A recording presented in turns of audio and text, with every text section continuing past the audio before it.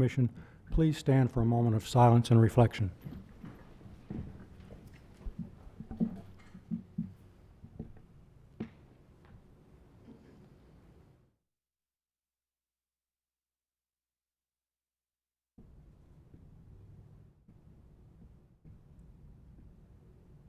Thank you.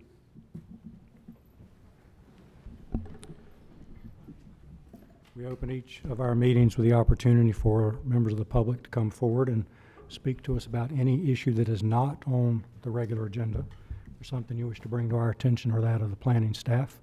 Now is a good time to come forward. Okay, seeing no one, thank you. I'd like to welcome our new planning member, Shelley Winters. Welcome today. Delighted to see you here. We'll give you a chance at the end to tell us more about yourself. I'd like to move an item forward, rezoning Z1319. It's an item of new business. The item is inconsistent with both the future land use map and the comprehensive plan. Those typically are referred directly to the committee of the whole, but it did show up on the agenda. So I would ask if anyone came today from the public who intended to speak to this item, Z1319, if you could just raise your hand and let me know you're here. Okay, so I don't see anyone, so we're going to go ahead and move that item. Oh, excuse me. The Lewisburg Road one? Yes, that's correct. Yes, that's me. I'd like to speak to that, sir. Okay, in that case, we would normally save that till the end, but Mr. Crane? I think it's acceptable if you want to move that to the top of the agenda, hear public comment, and then refer to committee. Okay. Well, we will give you the opportunity to speak, and then we will refer this to the committee of the whole, which is a more informal opportunity for more engaged public comment.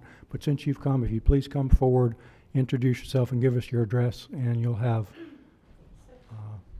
up till Where would you like me to sit? here at the microphone, please.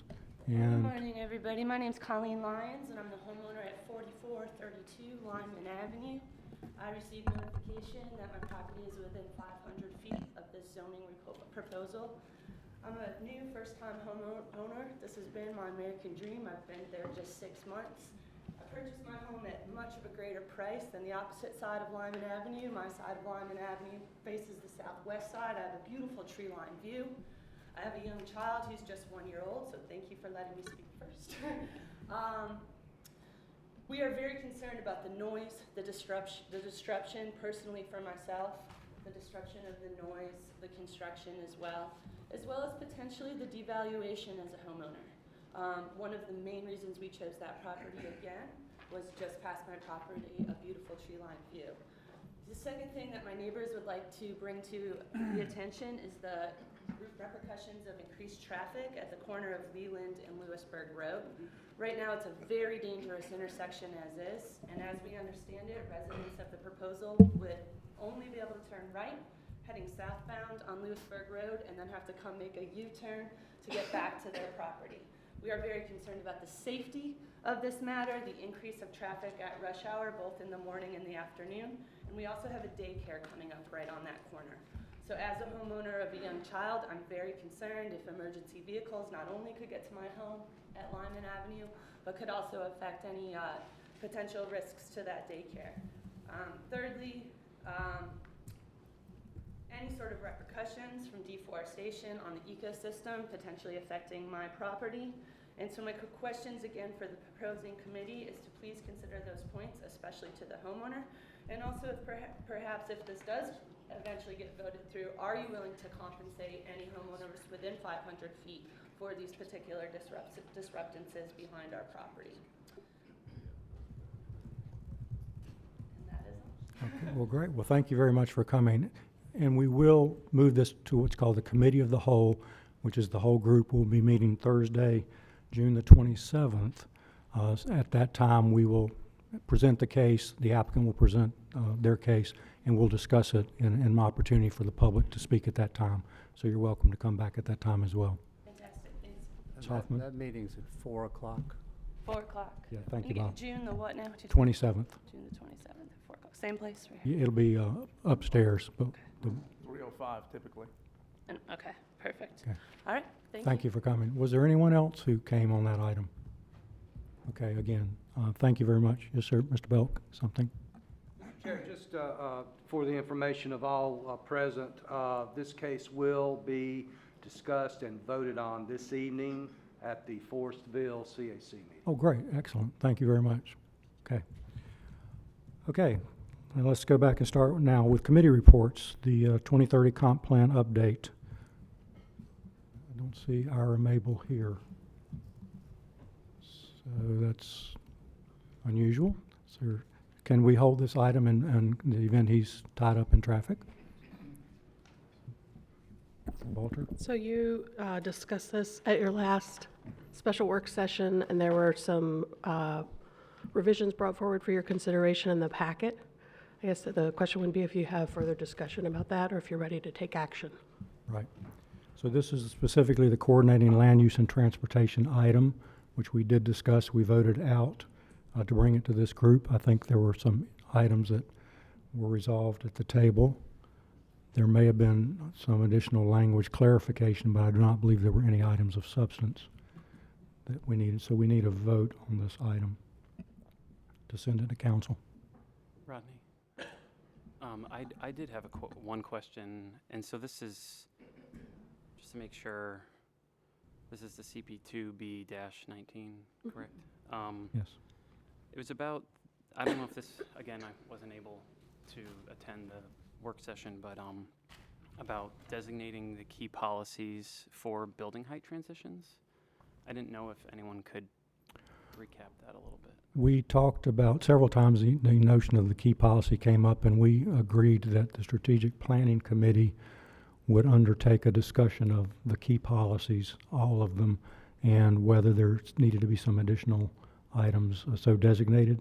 So that we would not do that within this discussion, but we would hold that for a further, more detailed discussion at strategic planning committee. Okay, so am I just reading this incorrectly, that this says designate the following policies as key? No, as I said, there were additional changes brought forward as a result of your conversation in the packet today. Okay, so I don't think you're mistaken in reading that. There are changes proposed as part of the content today based on your discussion from last time. But the broader discussion of strategic, of key policies was referred to strategic planning, really separate from the update, more of a philosophical conversation. I don't think that'll happen until August when a new chair is appointed to the committee. I had a note about that and LU 6.2. I think we did decide 5.7 should be a key policy, and I think staff agreed with that, so. is that Right. noted in the, is that Can I hold your, what you're Catherine, reading? can I hold your packet?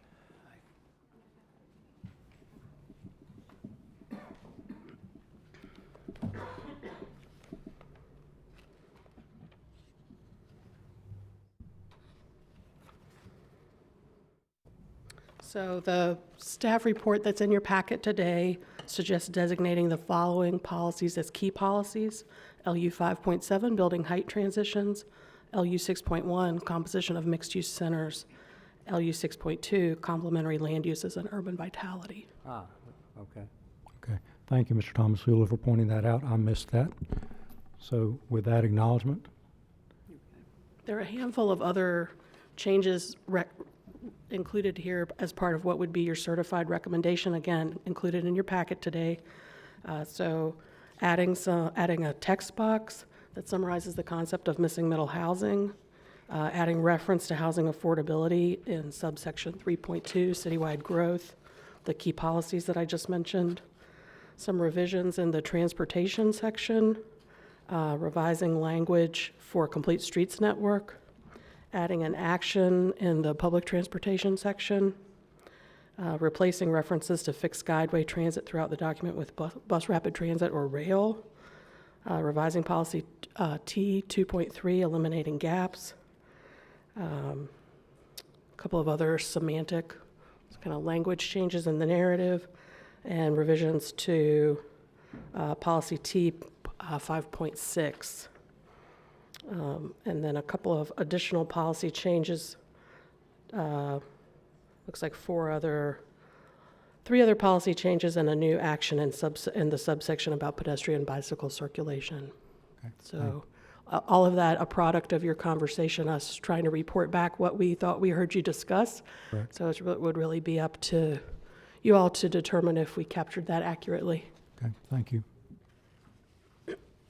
Just so that because that's what my question was, is basically this is not what I remember reviewing before the meeting that I couldn't attend, and so some of this is new, correct? Yes. Right, this is new content generated based on the conversation and guidance we heard from you during the work session. So our best effort to report back in the form of a recommendation that you would make your ideas and your guidance. So if you feel like we have not captured that accurately, of course we would want your revisions. Ms. Jeffries? I think you captured it accurately. I agree, and I'm ready to move forward on it, because we have discussed this at length. Have a motion? So are we supposed to, And what's required for a motion? So Hoffman? is this the this is a certified? comp plan amendment, so you're just voting on whether or not you recommend approval. Because there have been some changes, you might want to say, as noted in the certified recommendation included with the application packet. Thank you. Oh, this is Aventberry. So I make a motion to recommend approval of CP 2B19 with the language that has been proposed in the certified recommendation. Second. We have a motion and a second. Further discussion? All in favor, aye? Aye. Opposed, no? Okay, No. thank you. Oh, one note, one no. Thank you, Bynum. Okay, rezoning, Z3518 Pollock Place. Mr. Clem, good morning. Before, Mr. Clem, Ms. Hicks, since this came out of committee, you want to? Okay, let's see, the Planning Commission, reported out without a recommendation. And, we were, looking for some, more conditions to the case. Okay, thank you. Great. Thank you. That's correct. So there was discussion about conditions that were submitted at the committee of the whole meeting that did not meet the deadline for submission, for submittal rather, and then subsequent to that meeting, there are new conditions as well, and that was all outlined in the staff report, but I will run through them. Just to remind you, your deadline for action is today. The RHDC and the Hillsborough CAC voted in favor of the request, and it is a request to rezone 2.5 acres from R6 to R10 with conditions, and also the special residential parking overlay district. The conditions that are underlined here are what you have not seen in a formal presentation before. Based on discussions at the committee of the whole meeting, the Area B maximum units was reduced to 2. Conditions 3 and 4 were added as well. Actually, these were added as well. So condition 3 is less restrictive than what the code requires and should be removed, and we can talk about that in just a minute. Condition 4 talks about salvage or the retention or deconstruction of architectural components of the existing house in Area B. And then condition number 5 and 6 talk about bulk and scale of the existing structures in Area A. So if you remember, the zoning conditions break the site into 2 areas. So Area A is where the 2 apartment buildings with 14 units are, and Area B has a house there. There was a discussion and a request for information about how the building height standards for residential infill compatibility would apply to the property. And essentially, this diagram shows the side yard setback of 6 feet for the 2 sides. And at that setback, there would be a 22-foot sidewall height. And the maximum height of the R10 district is 45 feet. And so to build a 45-foot tall building, the side yard setback would have to be 29 feet. And then it goes essentially for each foot away from the 6-foot side yard setback, you get an additional foot of height above 22 feet. So to build a 45-foot tall building, you'd have to be 29 feet from the side property line. So that's what that shows. The changes and conditions have also resulted in the consistency analysis. So it's consistent with the comprehensive plan overall. It's consistent with the future land use designation of low-density residential. The resulting density of the property is just over 6 units per acre. That third condition is unenforceable, and it's in direct conflict with the residential infill standards for front yard setback, and it should be removed because no structure can be built on the property in compliance with that zoning condition. If you would like to consider that, you would have to request an extension of your deadline, and 90 days would be, you'd have to request a 90-day extension just due to your summer schedule and the like. So that would be your new deadline for action. So removing that does not constitute a technical correction that could simply go forward to council? No, it's been submitted and for your review, but it would have to be removed. So you'd need to request an extension for that.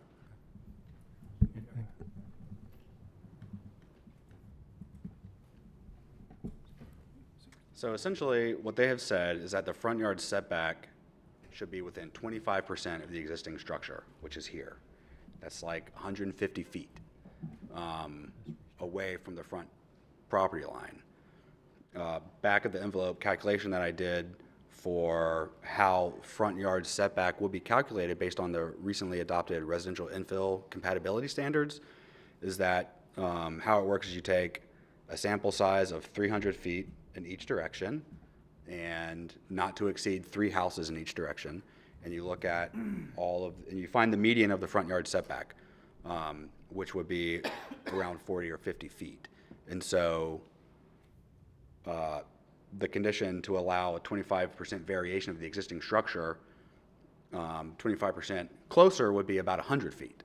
So they would be well outside of the variation permitted in the front yard setback of residential infill compatibility. They'd be too far back. Too far back, right. So there's essentially a band, a build to effectively for where the building must be, and the condition as offered exceeds that.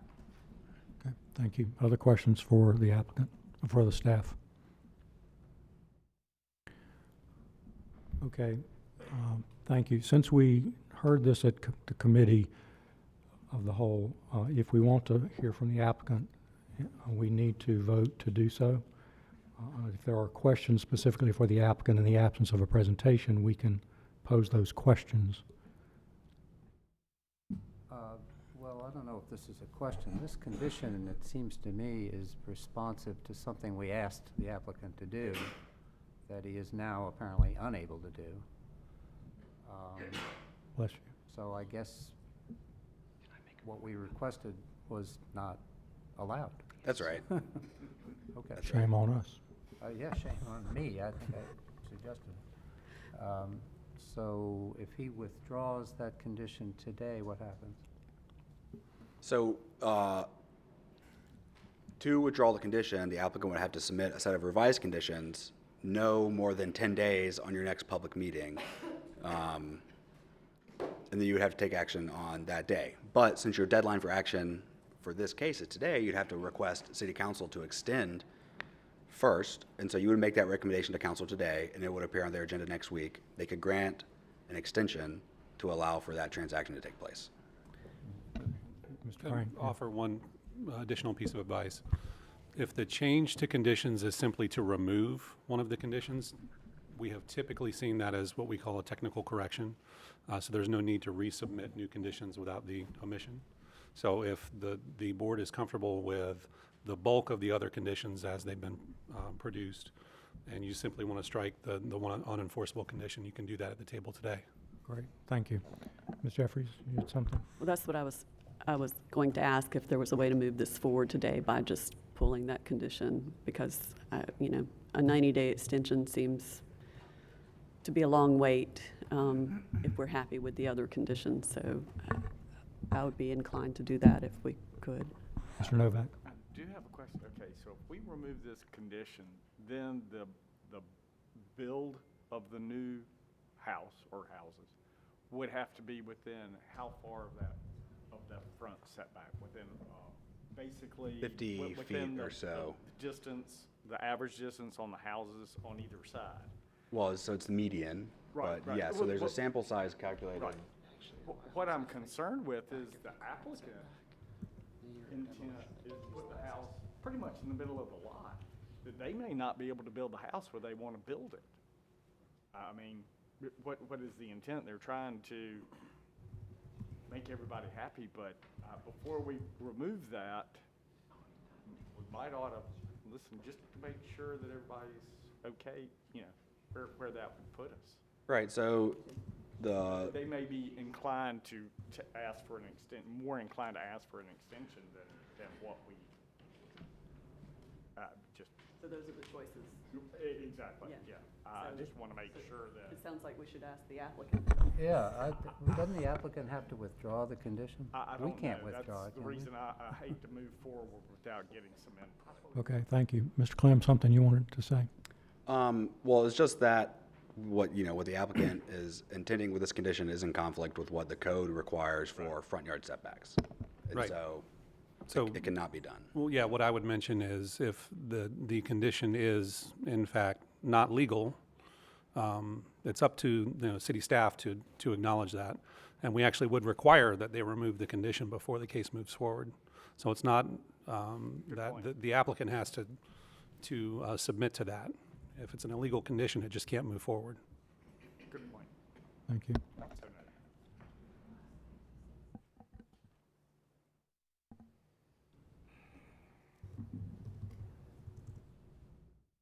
Okay. Okay, so here we are. We've got a condition that needs to be removed.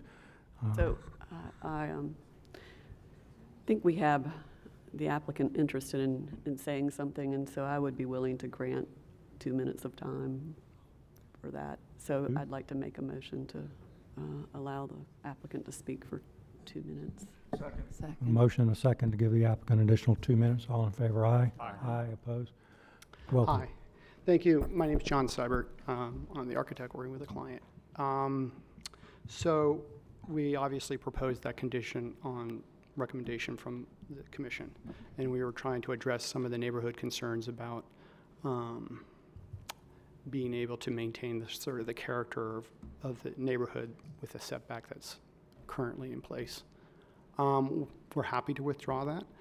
So we just had a new piece of information presented to us, which allows us essentially to rebuild within 1 year if we demolish the house in the same, using the existing setbacks. So we are more than willing to withdraw that. Okay, thank you. Yes, sir. Anyone? Any other questions for the applicant while we have him? Okay, so he's willing to remove the condition. Ms. Hicks? I think there's someone from the public Okay. who's interested in speaking. Okay, so since we gave opportunity to the applicant, we have an opportunity for the public. We have 2 minutes of time available. If you're here on this case, please come forward, introduce yourself, your address.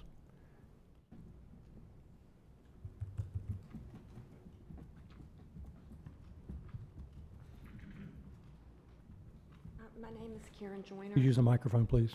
It's hard for us to hear. You can bend it down. It won't break. I know, but I'm just timid. My name is Karen Joyner. I live at 3200 Merriman Avenue. I have lived there since 1991. Most of the houses in that neighborhood were built in the late 30s and early 40s. A lot of original owners still live there. In the last few years, there have been a lot of changes to the neighborhood. And our concern is that why does it need to be an R10? I have to also admit, I don't understand what y'all are saying. I don't know zoning speak. I can't hear you half of what you said.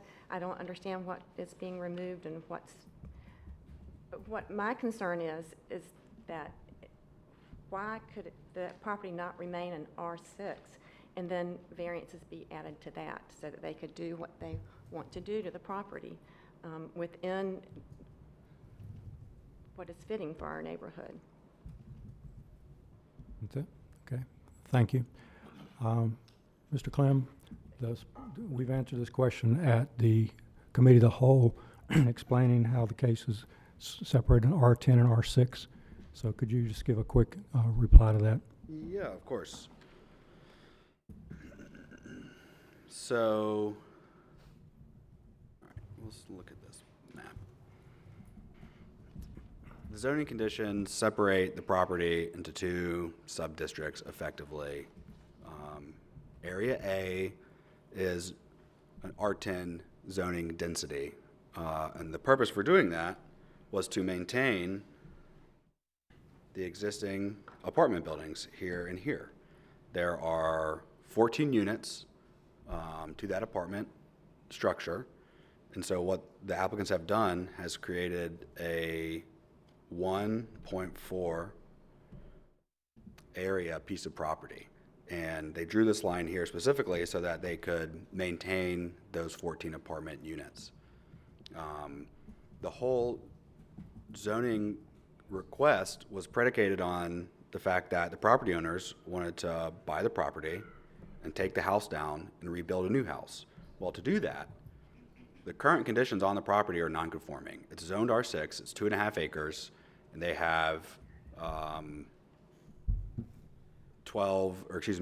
15 units, right? There's a unit here, and there are 14 between these two buildings. Also, the apartment building type is not permitted in R6 zoning. And so, to legalize these two buildings, the property had to be upzoned R10. They had to delineate it in this fashion so that they can meet the density requirements for those apartment buildings, which would be 1.4 units at 10 units per acre to legalize the 14 apartment units. Subsequently, for Area B, when they brought it in, they limited the unit count to that piece of property to 6 units. Following discussion with the Hillsborough Wade CAC, they reduced it to 4 units. And subsequent to your discussion at the Committee of the Whole, they reduced it to 2 units. So now, this area is effectively, right, so it's 2 units by an acre. And together, the density of the whole property is just over 6 units per acre, 6.2. And so to maintain the existing apartments, this part of the property, Area A, had to be rezoned to R10, and the balance of the property is restricted to 2 units per acre. So the total density is just over 6.2 units per acre. Okay, thank you. We have 58 more seconds for public comment if there's anyone else from the public who wish to speak or... I'm representing the Hood because it's Broughton's High School graduation today and a number of other things. Is there not more than one way to skin a cat? This was discussed extensively at the Committee of the Whole, and there were quite a few neighborhood representatives at that time. Yeah. George Huntley stood up and asked, and I don't think the question was ever answered, could it not remain in R6? Can you come to the microphone, please? It was asked, and it was answered. Ms. Hoffman, something? Okay. So I just want to point out, effectively, with the conditions, it is R6 for that whole property. So effectively, the conditions make it R6. Going Conditions forward, are in years legal. to come, The conditions are part of the zoning case, so they would have to be rezoned again to remove those conditions to make it different from R6. It's effectively, even though it says R10 on one side, the other side is more like R2. So it balances out to approximately R6. So in the future, there could not be a condition where... Conditions restrict those future development opportunities down to effectively R6. So somebody couldn't just tear this down and start over again with R10 and put 10 units to the acre. Okay. Couldn't happen. Okay. Thank you very much. Also, just to be clear, a variance is not an option here because that would be a use variance because the use apartments are not allowed in R6. So that is not a thing that the applicant could have applied for. Also, the conditions attached to a variance are based on the evidence at the hearing. In a legislative decision such as a rezoning, there's far more flexibility in terms of talking about conditions. You understand that? Just wanted to make sure you're clear. I know you said What- you couldn't hear us. No, I could not hear you very well, and I don't understand I don't have the education to understand everything that you're saying. What I am hearing is that they're telling me that it cannot be, at any point in the future, opened up to multiple housing. It would not change Without, the nature of without the someone neighborhood. coming back before this body and the council requesting from zero a change. So this locks it in until someone comes back and goes through the process all over. Yeah, I had the same look on my face when I first went to a planning commission meeting. This is very confusing. I think you had some neighbors at the committee of the whole, and as a result, I was oh, you were there, Uh-huh. okay. Well, I think you got the outcome you wanted. But The applicant we're is, still talking about it. well, That's- we have to vote on The it. next step, I mean, that we're just acting now on what we've done based on what happened at the committee of the whole. Okay, well, thank you. I know I'm getting extra time. I'm grateful. Thank you so Okay. much. Well, thank you for coming this morning. We appreciate you making the effort. David, hold it. I live in the neighborhood, so I'm very, very familiar with the site. The applicant is. Please get to the microphone. It is hard to hear. Sorry about that. I'm very familiar with the site. The applicants really stepped forward to make every effort to make this compatible with what's going on around. And I actually applaud the effort that they've gone through to keep the character the same within the neighborhood, so for what it's worth.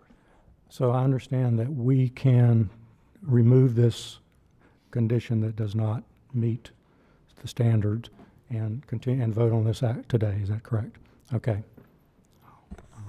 So Jeffries. I make a motion to recommend approval with the technical correction of removing the illegal condition because it is consistent with, well, I don't know if it's consistent with the comp plan. It is. All right, it's consistent with the comp plan. It effectively makes the whole property, if you take it together, R6 and achieves some housing that's sorely needed in the area for multifamily purposes. So is that good enough? Okay. Okay, we have a motion. Do we have a second? Second. Motion and a second. Further discussion? I just want to observe, thank you for including the language about deconstructing. I appreciate that. All those in favor say aye. Aye. Those opposed? Okay, thank you very much. Okay, next, Mr. Clem again, Avon Ferry Corridor Study. Right. So this was before you at the Committee of the Whole for your review last, it was at the end of April. Following that meeting, you requested us to meet with representatives from York Properties. We did. That meeting was on May 15th. There's a memo distributed in your agenda packet that discussed or outlined what we discussed in that meeting. And we'll speak to that later. York Properties is here as well to speak to that. If you remember, the Avon Ferry Corridor Study was a multi-year long public process. We're now in the final phase of that process, which is adoption and review.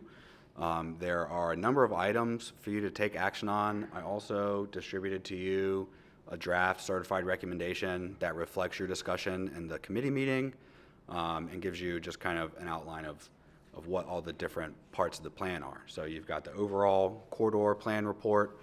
There's a custom streetscape plan. There's the adoption of an area plan with area-specific zoning guidance, 2 future land use map amendments, and a number of street plan amendments. I'll run through them very quickly and also point out, if you remember, there is specific council direction given to your review for this item, and all of it has been incorporated into your discussion and recommendations from the committee. So Avon Ferry Road is broken into 4 segments. These are the custom streetscapes. I won't belabor them again. You discussed them and were generally supportive of them. We had a small area plan, policy document that talked about specific zoning guidance and other policies in the plan. Here, you added a policy and an action. So one for pedestrian-oriented frontage and one for a future study. If you remember, council direction to consider improving the pedestrian realm between Western and Gorman. You took action to amend or recommend the amendment of the urban form map along Avon Ferry Road between Western and Gorman from a transit emphasis corridor to an urban thoroughfare. That urban thoroughfare guidance would recommend a hybrid or urban frontage. And what you decided at the committee meeting was to include policy language that would dissuade the use of the hybrid frontage. And so what the policy here is suburban and auto-oriented frontage types, such as parking limited, should not be considered along Avon Ferry Road between Western Boulevard and Gorman Street.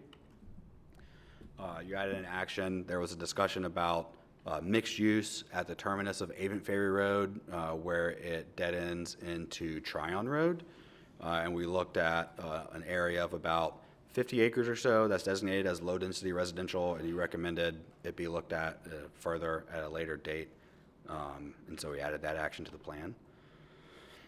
So that checks off our last two boxes for council direction. There are two future land use map amendments, one from low density to office and residential mixed use south of Avon Ferry Road between its intersections with Centennial View Lane and Brigadoon Drive. There was another change from moderate density residential to medium density residential north of Avon Ferry Road, between Brigadoon and just on the other side of Gorman Street. And then there are three street plan amendments. The first was to the Mission Valley Shopping Center, which is the meeting that we had with York Properties, which recommends a Main Street parallel parking type street. There's a network improvement to the street plan, centrally located in the corridor north of Avon Ferry Road.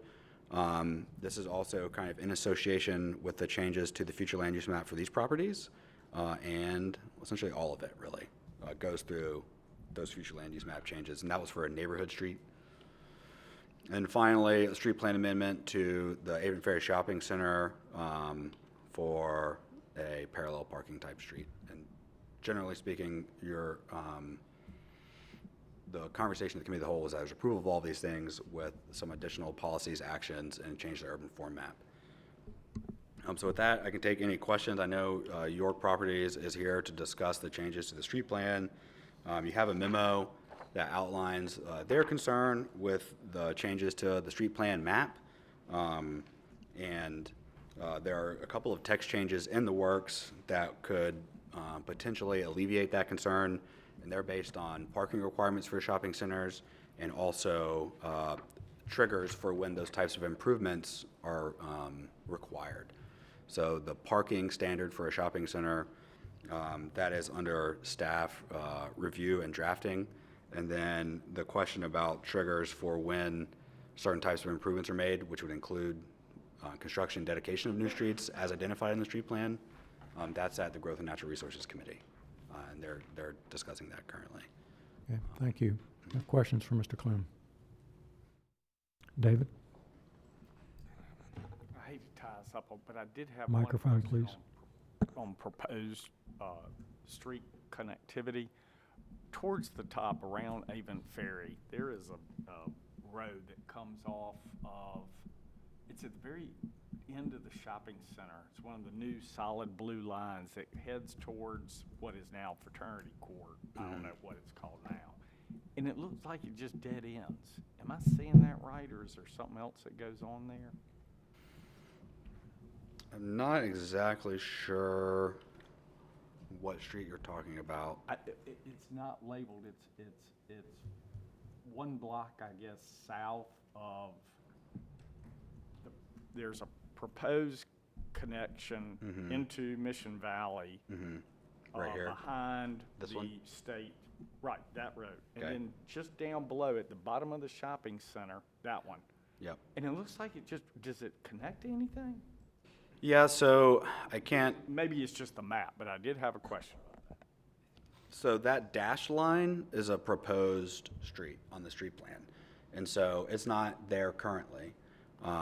But the way that the street plan works is that we identify the type and location of new streets. And so if underlying property develops, those streets are constructed and dedicated.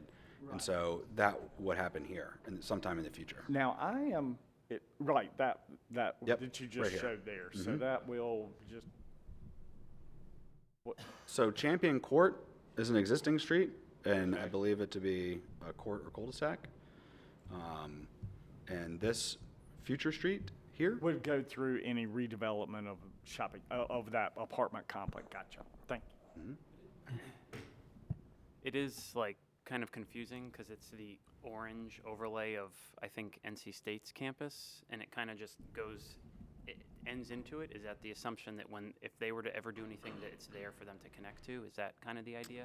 Yeah. Since we don't have jurisdiction over it? and if you bear with me, I'll pull up a better look at the map, which we can look at the greater extent of that area. Isn't Dan Allen Drive over in that general direction too? Yeah, I don't know, believe maybe you're it's correct. thought that it would connect through to Dan Allen. Ends up right behind fraternity court, but it's not that big a deal as long as. Yep, give me just a second. It's part of the apartment the apartments back there that could redevelop is what you're saying. It connects in there. That makes perfect sense. Right, That- so that's here you what I wanna go. double check. This is what it looks like on the street plan, and you may not be able to see that. Let me change this view. Does that help any? Maybe. All right, so here's Mission Valley, right? And the amendments do something like this. This dash line is proposed future street. It's not existing today. The solid lines are streets that exist, and you can see where this dash line connects to existing streets. And this essentially is the street network back there. And there's an existing street here, which is Leadership Drive. And so a future street would connect those two streets. Got it. Thank you. There was a missing line. Oh, okay.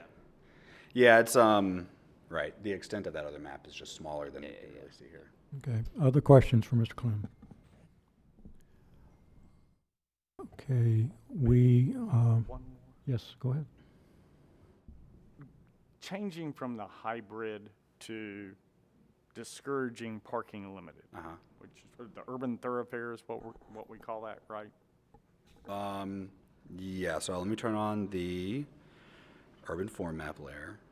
So what you see there, the changes that you recommended from the committee Right. were to amend this map, the urban form map, between Gorman Street and Western Boulevard. So that orange line is a transit emphasis corridor. Right. And what the urban form map does is it recommends certain types of zoning frontages. And the zoning frontage designations manage building placement in relationship to the street, and it also manages what happens between the street and new buildings.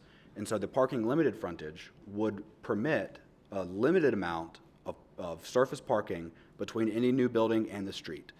And that's what the plan is currently calling for with the transit emphasis corridor. What the committee recommended was to change this orange line to this blue color down here. You see those? That's an urban thoroughfare. Right. The urban thoroughfare guidance on the urban form map would recommend a hybrid, just like transit emphasis, or urban, depending on context. And so what the amendment to change the orange line to the blue line to urban thoroughfare would recommend two types of frontages, but the specific policy guidance beyond that you gave was to say parking limited should not be considered, and that it should be an urban frontage. And in the urban frontages, there's not just one, there are many that kind of move that building closer and farther. So there's still some variation in the policy guidance for how buildings should be developed there. All it is saying is that there should not be parking Right. between the street and any new building for this section of Avon Ferry Road between Western Boulevard and Gorman Street. I was just thinking existing uses, but that's okay. Thank you. Yeah. Okay, I'd like to be clear on the procedure here. We have someone who we actually invited to be part of discussion to clarify things. We could invite forward, or we could treat this as public comment. So, guide me here. How should I approach this, Ms. Hoffman? Well, if you just have questions, then I think you can ask that. But if you want to hear some more or open it up to public comment, you would need to vote. Great. I would vote to give Okay. each side, but yeah. Okay, thank you. Since we do have some questions, and I understand Mr. York is here, If it's questions for, I think it would probably be safest just to vote to open it up. okay, thank you.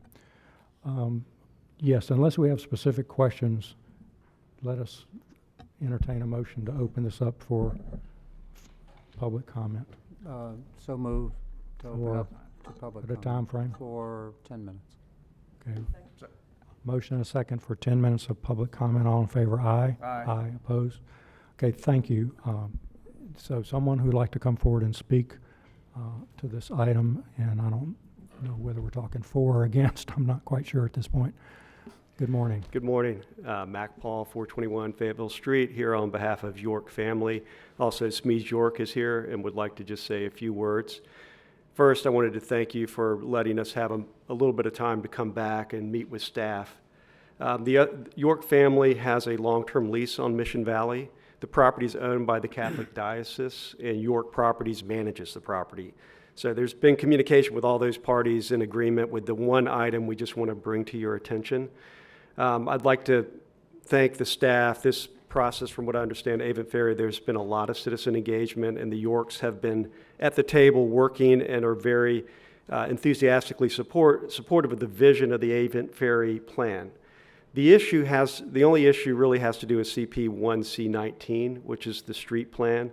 And just for context, as you know, when someone rezones a property, they're measured against the comprehensive plan. So in this case, there's an Avon Ferry plan that calls for greater height and if Mission Valley is redeveloped. And the street plan, from my understanding from staff, contemplates the need for network if it's redeveloped to 12 or 20 stories at some point in the future. The problem with the street plan is the regulatory aspect of it, which kind of became clear late in the process, which is why we're here talking about it today.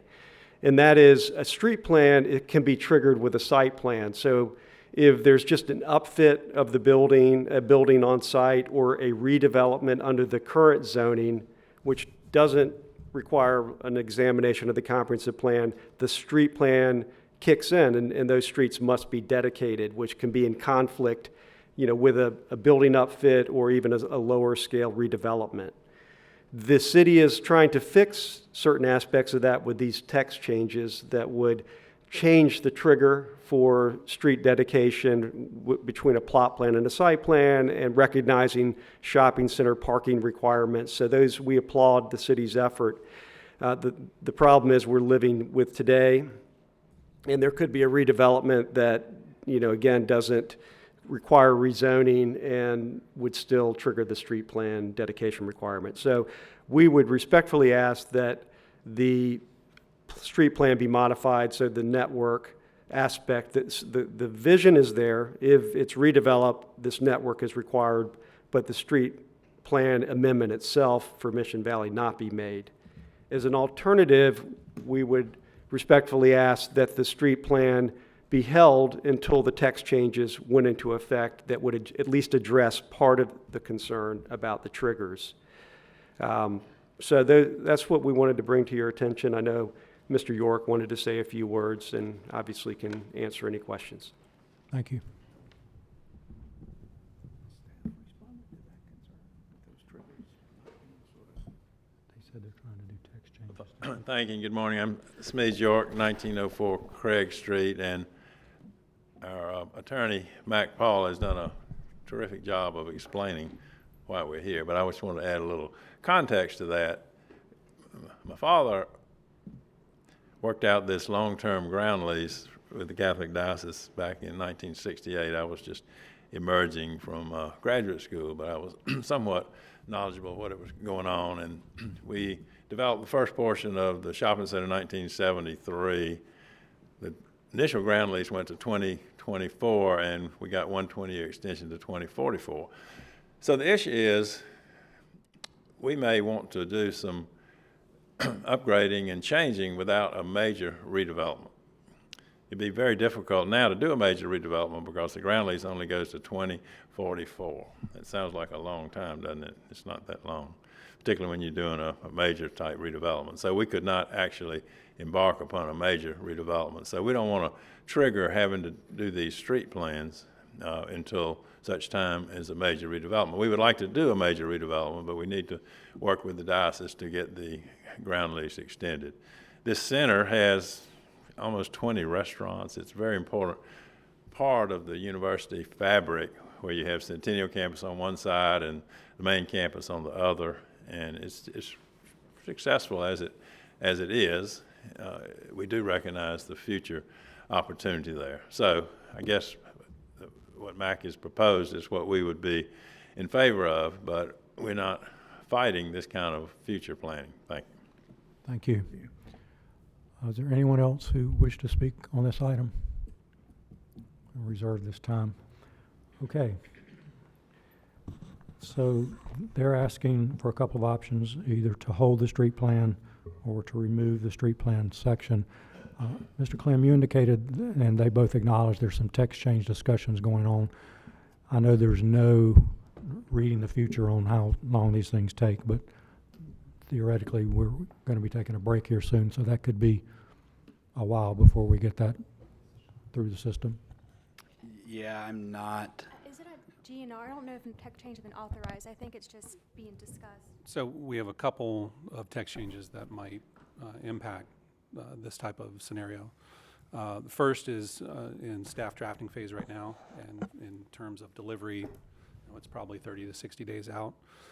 The other larger item is how improvements occur with site plans and the distinction between the plot plan and the site plan. And as y'all know, the site plan is the opportunity for the city to require public improvements. That requirement is not present at the plot plan stage. That's a discussion topic that's happening at City Council committee right now. It has not been calendared to date. Staff is doing some research and will provide an initial report to the committee sometime in the near future, but I don't know exactly when that is. So in terms of horizon for these text changes, we're probably a number of months out on having any type of ordinance adopted. Okay, thank you.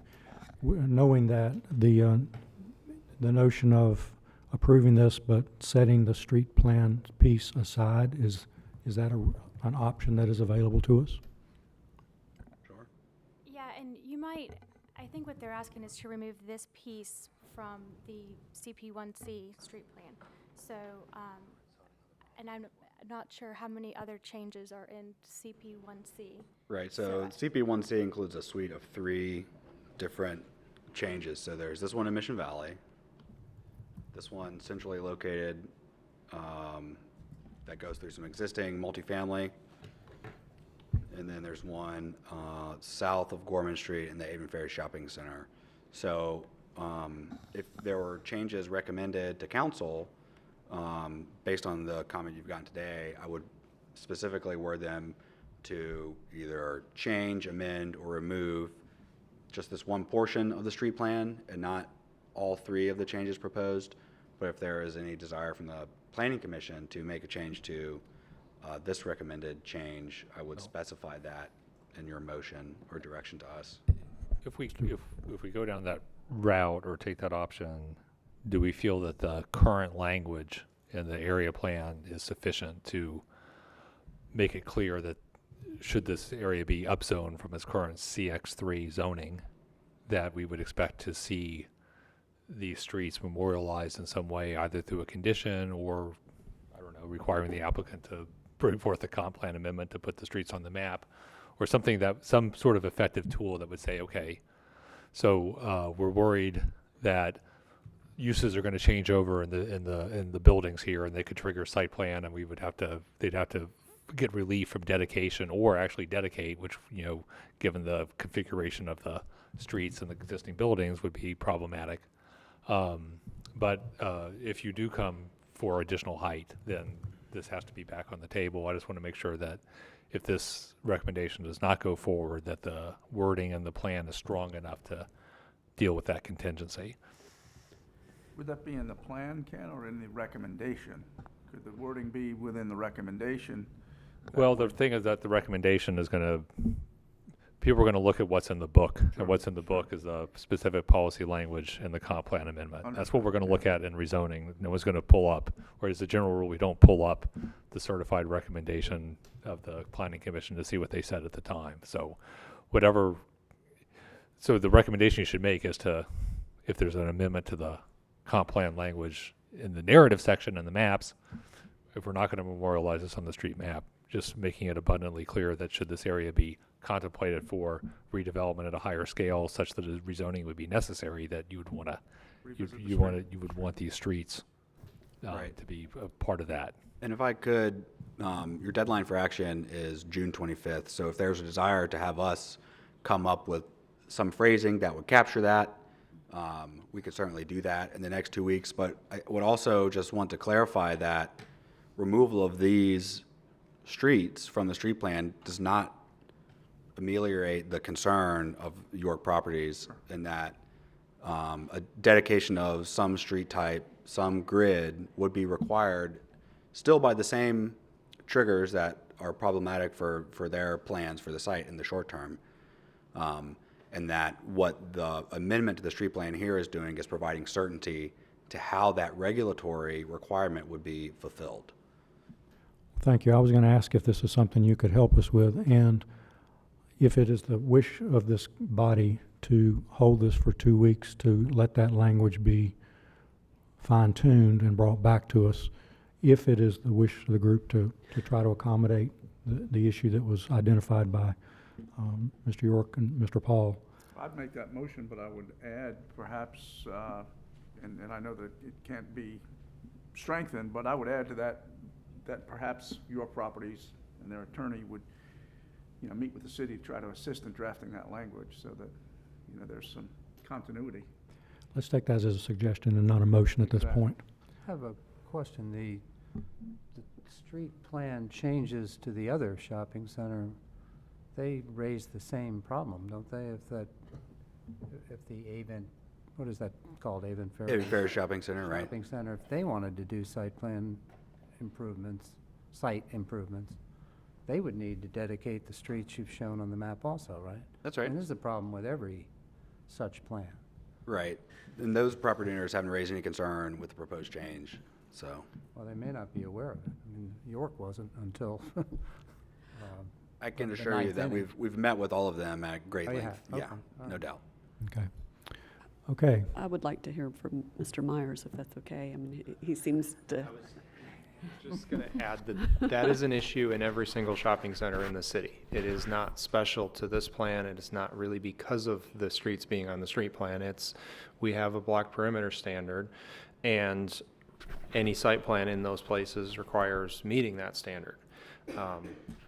So the issue is real, and resolving that in some way or another is real. I don't know that removing these streets from the street plan does anything for that issue. I think from the shopping center management's point of view, it eliminates one of the reasons for there to be an issue, but that doesn't mean there isn't, a trigger to dedicate a street.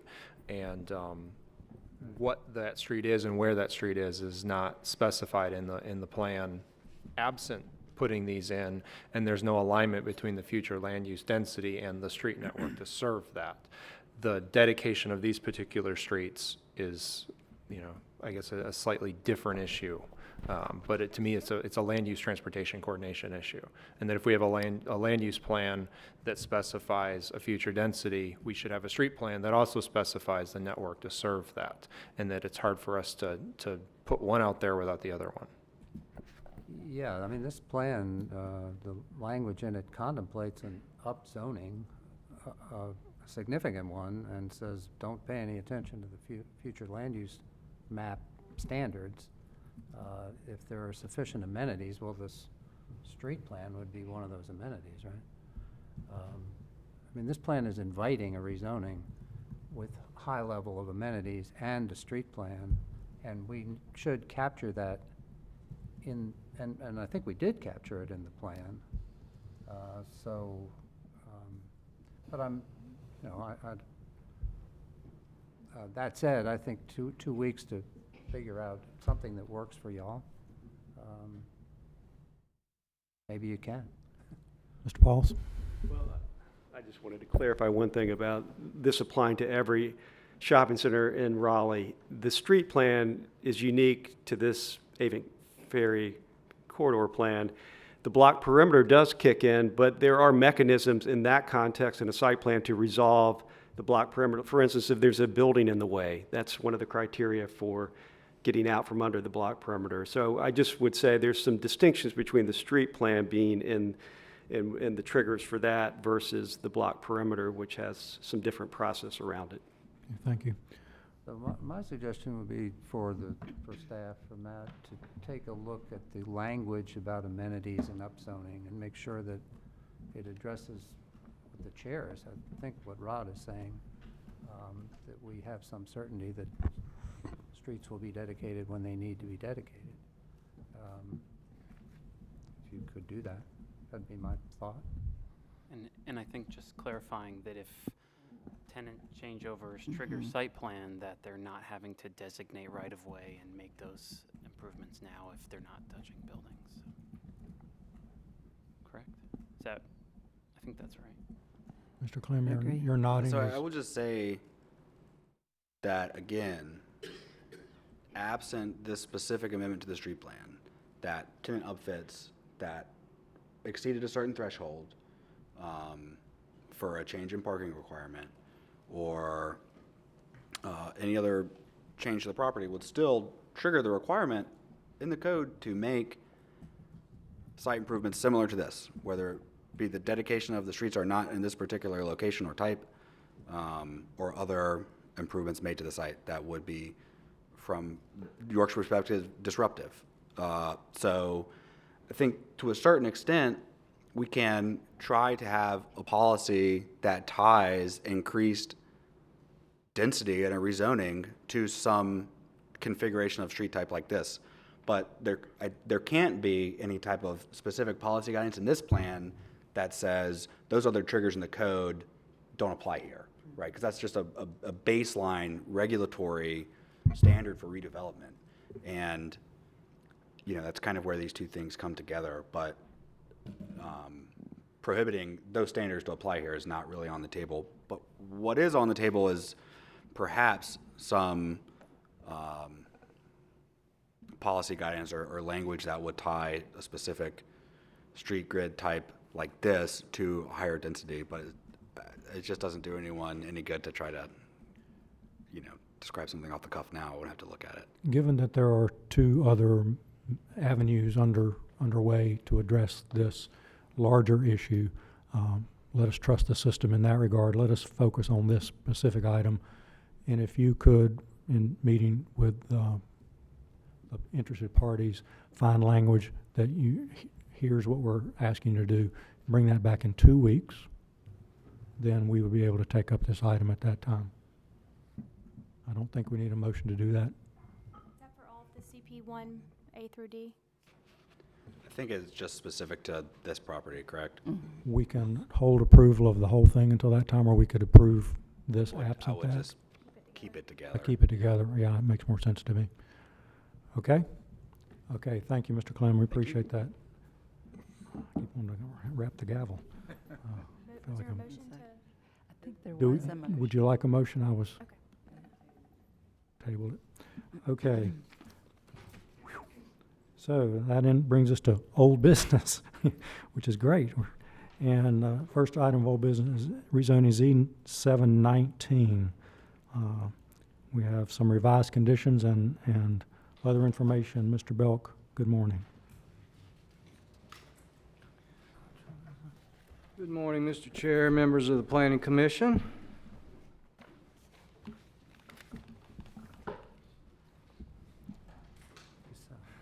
This case, this is the, I believe, the third time that we've been before the Planning Commission for this particular case. I should also note that last evening, and I apologize, did not get the vote results until after these slides were posted, but the South CAC voted against this proposal, 10 votes against, 4 in support, with 8 abstentions at their meeting last evening. This property is currently zoned R4, a request to change to a neighborhood mixed use. The vicinity maps, as you've seen, this is adjacent to a mixed-use activity center close to I-40. A little more detail. There is a variety of uses surrounding it, single family and duplexes to the south and duplexes, a large duplex neighborhood to the east, bordered by retail to the north. A couple of views from the site located along Rock Quarry Road. These are the original conditions, the limitation on building height, prohibiting townhouse and apartment buildings, and you see the uses listed here that would be prohibited. New conditions that were submitted on May 31st, specifying a type 1 or type 2 protective yard in Zone A, which would be required along the southern boundary with the residential R4 zone properties. Also, keeping any new impervious surface away from at least 75 feet from Edwin Drive right-of-way, unless otherwise required by the UDO. They have specified full cutoff designs for the outdoor lighting, and that they will keep refuge storage areas away from the southern boundary property line, at least 50 feet. Just the existing versus proposed. The proposed zoning would permit residential units, but of course that has been, townhomes and apartments have been conditioned out. Future land use does call for moderate density residential. This site is along a transit emphasis corridor. It is adjacent to a mixed use activity center. The policies, there were, this proposal is inconsistent with the flume. However, we found it consistent overall with the 2030 comprehensive plan. And as a result of the new conditions that were submitted, we feel that the buffering requirements, and we did note some suggested measures the applicant could take to improve the buffering between this proposal and the southern residential areas. And those suggestions were taken on by the applicant, and we have changed this one policy from inconsistent to consistent. There is a future land use map amendment associated with this proposal, and this, if approved, this would result in a comp plan amendment to change the designation of this area from moderate density residential to neighborhood mixed use. Your deadline for action is July the 22nd. I'll be happy to answer any questions you may have, and the applicant is here as well. Okay, thank you, Mr. Novak. Could you show us lot 1 and 7, please?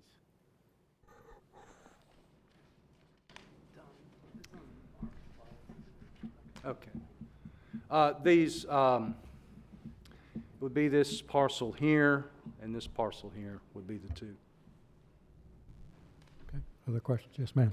Point of clarification, what was the CAC vote from yesterday? The CAC vote, the latest CAC vote was 4 in favor, 10 opposed, and 8 folks abstained.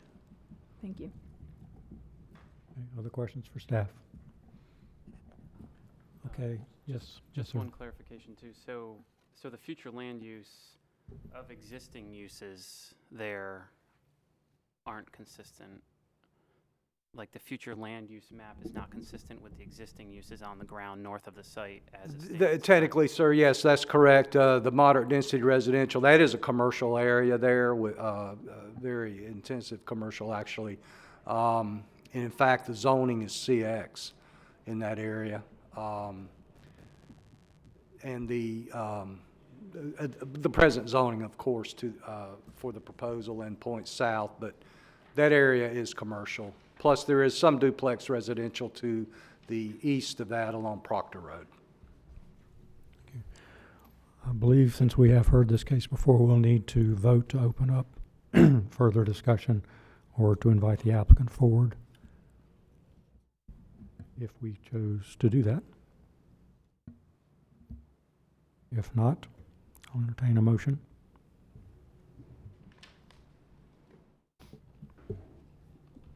forward to some conversation. Mr. Chair, I am conflicted about this case. The CAC vote makes me pause before I can support this. So that's my reservation about this, is that the folks who seem to be affected by it are very much against it, and there's been little change in their previous vote.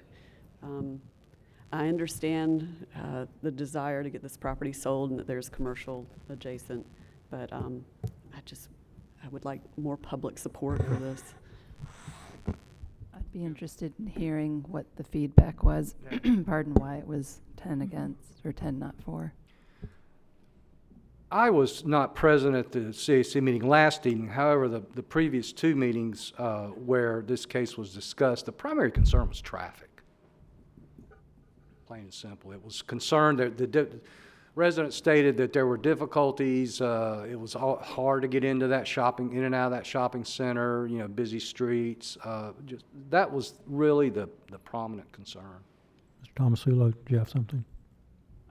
I was just going to ask some of that similar, but also to where, the adjacency of folks who were commenting about it. 'Cause I did notice that there was a neighborhood meeting, but only 2 people showed up, so. Right. Okay, any other comments, thoughts? Is it possible to get notes from that CAC meeting? Do this. Since you said it was the very last one. It's possible, however, there's usually a few week delay until the minutes are transcribed, but we could reach out to Housing and Neighborhoods and try to Okay. obtain them. All right, and I think there's also like video, they've been videoing their CAC meetings so we can maybe see it even sooner than that. I would love to see their feedback in real time. Sure, we can check. Thank you. We can act or we can hold this. We will probably need to ask for an extension if it expires in July. We'll have one more meeting this month, and we can hold it for 2 weeks and see if we can get that information, if that's the wishes of the group. Interested in moving this along one way or the other. Ms. Mr. Jeffries? Chair, I'd like to ask the applicant whether they think that they can reach out to citizens and perhaps see what they can do to get some support for this case. Sure. I actually have prepared some slides, but to answer your question. Name and address just for the record, please. Sure. My name is Neil Ghosh. I'm an attorney at the Morningstar Law Group at 421 Fayetteville. So to answer your question, and I would agree with Dawn here, the outstanding concern was traffic. And we did have some information on traffic, and there's a lot of information on traffic in your staff report that I wanted to talk about.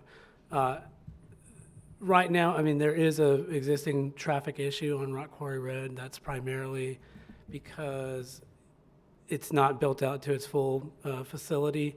The Raleigh Street Plan calls for it to be a 4-lane divided highway, or major thoroughfare. And right now it is got a center, what I would call a suicide lane, right, left. And so one of the most difficult movements, and one that causes traffic and can sometimes be dangerous, is, for example, if you're trying to turn south on Rock Quarry from the east side of Rock Quarry, or if you're trying to go north from the west side of Rock Quarry, that's where you get a lot of the traffic issues. And the other thing is Rock Quarry backs up a great deal when there's like a concert or something at the theater. And so that at times there are traffic issues on Rock Quarry. We have looked into it, and there is not much we can do to address the existing traffic issue. We did look into how our project would be affecting the traffic, and our opinion is, and it appears that NCDOT also agrees, that it really isn't exacerbating or making that issue any worse. And like I said, I do have a presentation if you guys like to see it.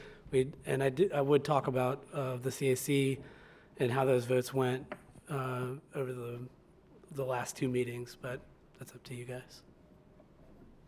Thank you for answering. Okay. Other questions for either the staff or the applicant? Looking for some action here. So this is R4. I'd be interested in seeing his presentation, if it's not too long. So I'd move that we give the applicant 5 minutes to show us what he wants to show us. We have a motion to give the applicant 5 minutes and a second. All in favor, aye. Aye. Opposed? Okay, Mr. Ghosh, you'll, Yeah, I can't do it either. Okay, that looks good. and in so doing, we will also open it up for public comment for 5 minutes. So if there's anyone from the public, you'll get your opportunity. So I will skip ahead from some of this, but that's the parcel in this area. You've got the Food Line Shopping Center. Those two commercial areas Mr. are Crane, gas Mr. stations. Crane, thank you. And adjacent to the site, you've got Family Dollar and the Macedonia New Life Church. The point of this rezoning is basically to move that Little Caesars from its existing inline location to this location. To do that, we need to rezone. This is your current zoning map. The one thing that I would say, not that it's misleading, this is the map, but this parcel is the church parcel. So it's a residential zone, but it's not a residential use. It's more like an institutional use. So you can see there's a nice concentration of non-residential uses in this, at this intersection, and our rezoning would look to expand that in kind of a logical format to bring this commercial node out further. This is adjacent to the mixed-use center on your urban form map, and as you can see, this is generally how this intersection has developed. These were the conditions that we came with last time, and these were the conditions that have been added since. To go into more detail, so lots 1 and 7 are the lots that, these two lots here, they border our southern property line. When we've spoken with the property owner, he actually owns all of the residential zone lots south of us between Edwin and Rock Quarry.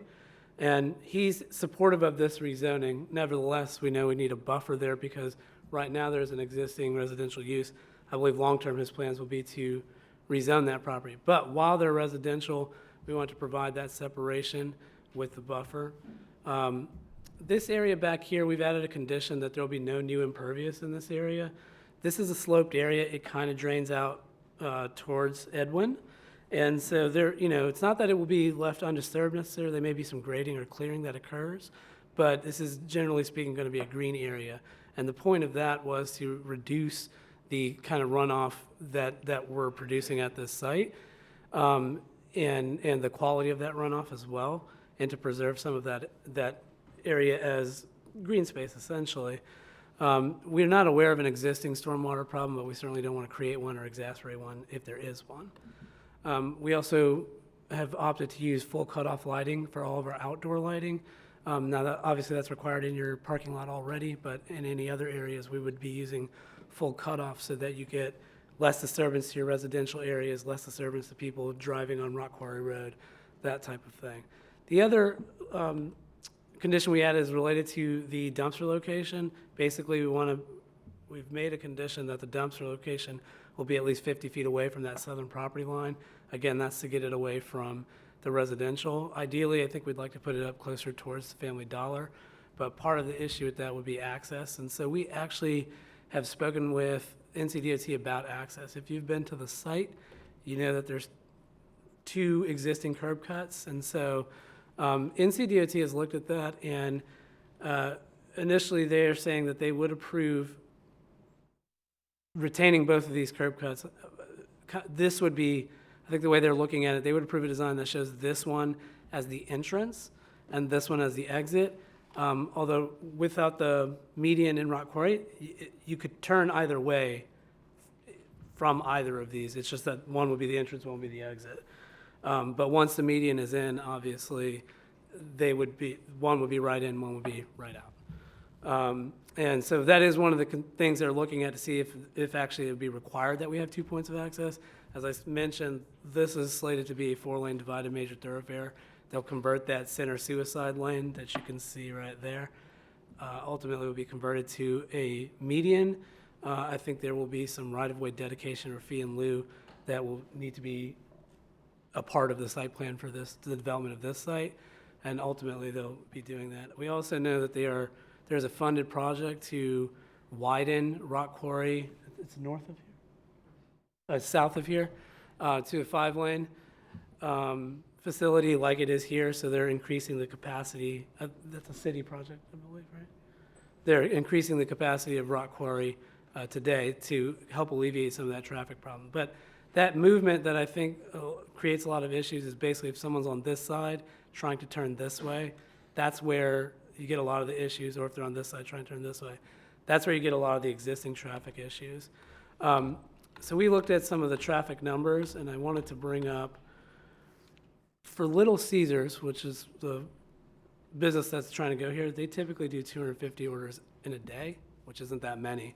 And so we don't think that this project is really going to exacerbate the traffic issues there. Okay, thank you very much. Thank you. Okay. Oh, and I wanted to say also, our CAC vote at the first one, in case you didn't know, there was 6 in favor, 19 against, and 2 abstaining. So this time at the last night's CAC meeting, the vote was 4 in favor, 10 against, and 8 abstaining. So there were a lot of people who, I guess, abstained instead of voting no as a result of some of the changes we made. But the outstanding issue is traffic, and you know, I'm not sure what we can do about traffic, but we've addressed it. Ms. McIntosh. I have a question for planning staff, maybe not specifically on this proposal, but just on the relationship between the existing zoning and the future land use map and how that mismatch, how it came to be? Yeah, how to look at that. And Well, it now being 10 years since this map, or over 10 years since the map was drawn, I'm not sure we can account for exactly if there's many places where the future land use map is different from the existing zoning, and that's a policy statement that in the future the uses on the property should change to something else, you know. The fact of the matter is, though, that as long as the commercial zoning remains on the parcels to the north, they're unaffected by that land use designation. It only gets invoked if there's a rezoning proposal. You know, a further expansion of commercial zoning here does call into question whether or not we should at some point revisit the land use designation to allow for a larger commercial node at this intersection than what's currently mapped. And I guess my other question was, did I understand that this is on a transit corridor? Is that That's accurate? correct. It's on a transit emphasis corridor. And I was wondering if maybe part of the idea of this being residential was to have residential near transit, and it looks like there already is a lot of commercial in the area, so I'm just wondering, balance-wise, if more residential would make more sense, and I don't know if that's really part of this conversation or not, but.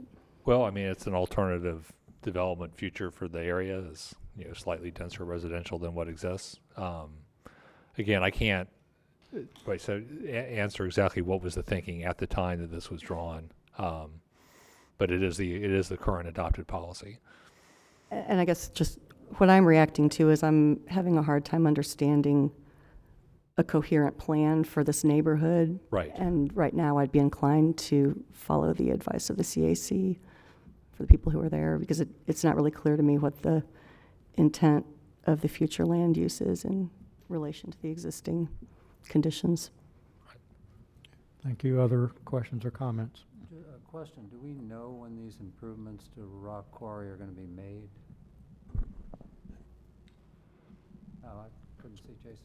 Jason Myers.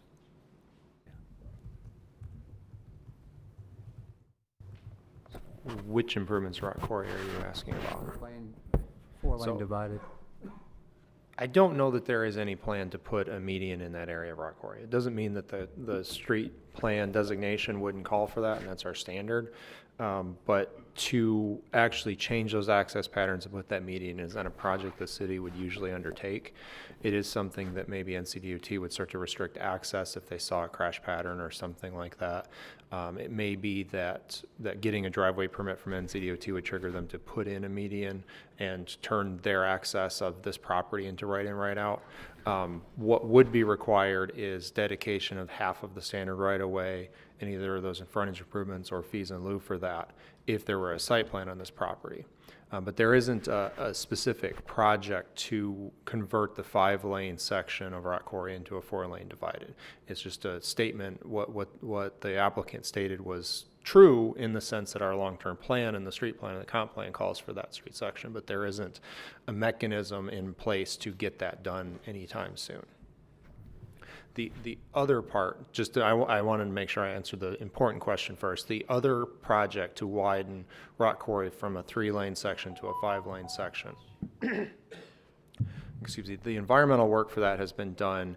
The city has gotten a grant from our Metropolitan Planning Organization to do that work. And we're talking with NCDOT about how we're going to execute that project.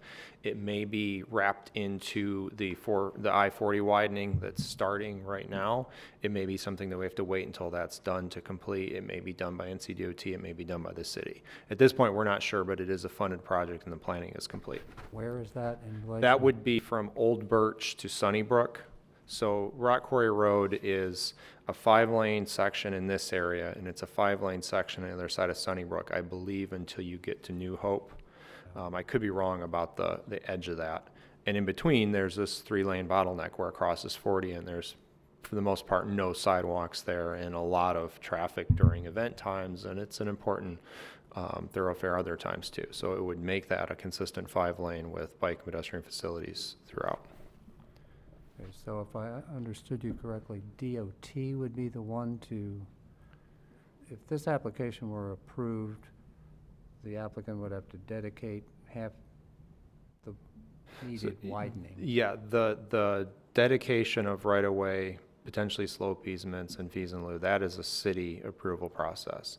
NCDOT gives approval for driveway permits on their facilities, and what the applicant had stated was apparently some conversations they had about what that might look like in this area. I can't speak to that, but that is the process that happens. And NCDOT occasionally, when they see a crash pattern or something that concerns them on their facilities, will usually, if it's in the city in conjunction with city input, do something like restrict access, put in a median, put in place turn restrictions. So there is a maintenance of their right of way that they oversee. Okay, thank you. Anything else? I have one. Was that presentation given to the CAC? Yes. Okay. We have the case before us. Yeah, thank you. I think you're correct. There is an opportunity for the public. We gave 5 minutes to the applicant. If there's anyone here from the public who wishes to speak against this item, there's no more time to speak for, but against this item, no one there. Thank you. Thank you, Mr. Lyle. An observation, the applicant has revised conditions based on input from the past, I'd added some additional buffering, other standards in respect to the immediate neighbors. If traffic is the biggest issue, that is probably not resolvable by this application. The currently zoned R4, the likelihood of that remaining is, well, we don't know what it is, but one can speculate.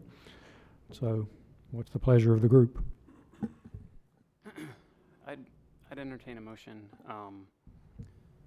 in an effort to kind of see this through and have it move forward to council and then have a public comment period.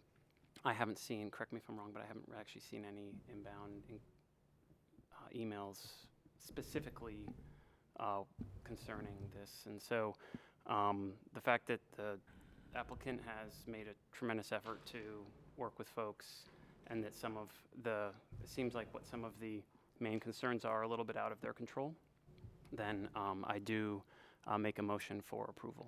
Second. 1 second. So this is one where it's inconsistent with the future land use map. There's a proposed motion. Do you want to? Sure. Yeah, I was just looking that up. This is for the new state rules that are in place? Okay. State General Assembly state statute. Yeah, the first one, and then that's to recommend approval. Okay. The rezoning is consistent with the relevant policies in the comprehensive plan and inconsistent with the future land use map, but approval of the rezoning request is reasonable in the public interest as described below.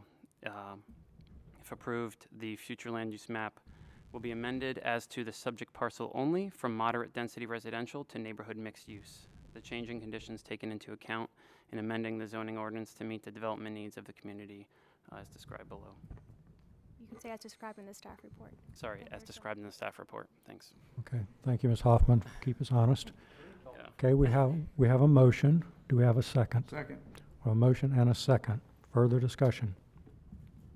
I'll speak up just a bit. I'm pretty familiar with this area. I have a nonprofit group I belong to that I attend meetings at just around the corner about 2 or 3 times a month, and the traffic is sometimes brutal. But over the last probably 10 years that I've been going to those meetings, there's been sort of a change in character. It looks like this area is trying to find its identity through different types of commercial rezoning and reuse of some of the existing space. So I just think that it's a good opportunity to spur some development in this area that might be needed. And just wanted to let you all know that's the reason why I've seconded this and I'm going to vote for it. I think that the existing conditions that are there, if you look at the existing uses versus the future land use map, there's a big disconnect there. And I'm glad that you brought that up because it's important to understand what's out there. But in any event, for that reason I seconded and I voted, and I'm going to vote yes for it. I just want you all to know what my thoughts were and my experiences there. Thank you very much. Other comments or questions? Ms. Hicks? Just a comment. Since I didn't hear a lot of additional concerns about buffering or protecting the residential around there from the citizens from the CAC, and that the comments were about traffic, which I think is a difficult burden for this particular piece of land for this project, I would vote to support this case. Anything else? Mr. Yes, Mayor? I'd like to see the minutes. I think we said they would be they would be coming in a couple of weeks. So I don't feel comfortable voting in favor of it without seeing the comments and concerns of the CAC. Okay, thank you. Mr. Bowers, something? Well, I'm No. going to, go ahead. I'm going to join that sentiment. If forced to vote on this now, I'm going to vote no, and I'd rather not do that in the absence of, really feel like I don't know this case well enough yet. And I haven't been out to the site, and I'm feeling like I should have been. So that and the CAC notes, I think, would be helpful. I am similarly conflicted. Again, the public, the little bit of public information that we have is against this case. I do understand that it's just about traffic, but I'd be willing to wait 2 weeks to see the CAC notes and see if there's anything else we can look to. Mr. Novak? But I'm struggling with that. Excuse me. Mr. Novak? And I understand from the CAC vote, goodness gracious, I put a lot of stock in that. But I'll also sit down there and look at what this is currently zoned for, R4. And to me, from a traffic standpoint, that would be more problematic than some business hour in and out, particularly given what the other uses around there are. I'm a little taken back that it's been so overwhelming against this site, and that troubles me greatly, but I am at this point in support of it, just given the nature of what's on the ground there now and how I see this redeveloping. Let me just be clear about what might transpire here. If we vote on this and we vote in favor, the case resolved moves forward. If we vote in the negative, does that then go to the council? So you have a motion to approve.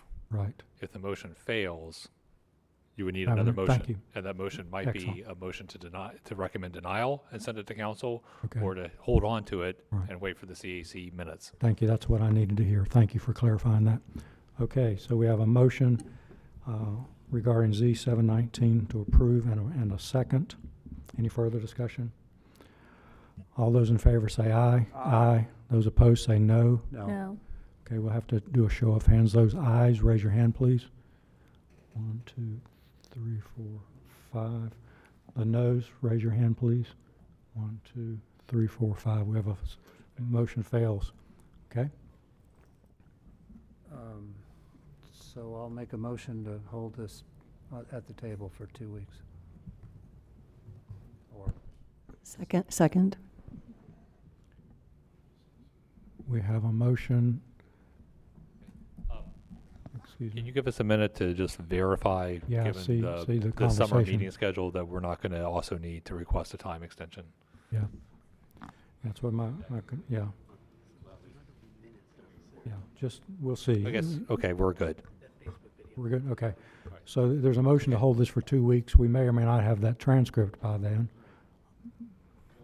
But Yeah, we'll see what we get. we'll see if we can accelerate the normal. So in 2 weeks, we can figure out then the next step if we need to. So we have a motion to hold this for 2 weeks and a second. Further discussion on holding this item. All those in favor say aye. Aye. Oppose? No? Okay, so the motion is to hold this, hold for 2 weeks.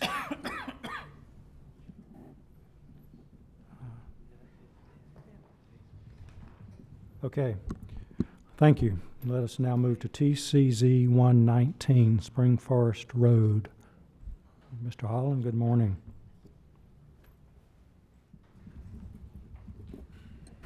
Good morning.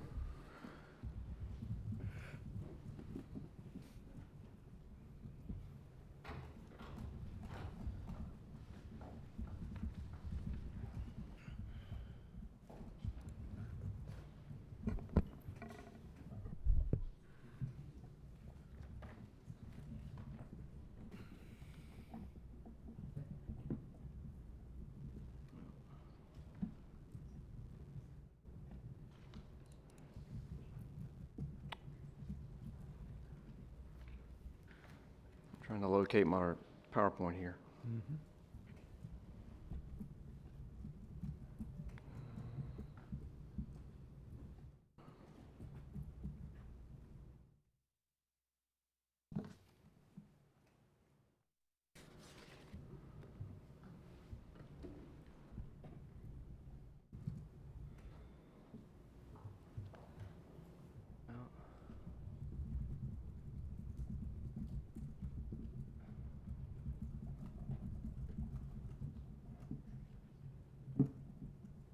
Oh, I'm not seeing it here. Oh, I'm sorry, it was hidden here. Here we go. Hidden in the trees. Yeah, exactly. There we go. Okay. TCZ 1-19 is for 5001 Spring Forest Road. This is an amendment to the conditions associated with zoning case Z 4708 as approved in ordinance 607 ZC 639 and ordinance 523 ZC 721. Just as a recap, this is there are 19 zoning conditions that are currently govern the two associated properties.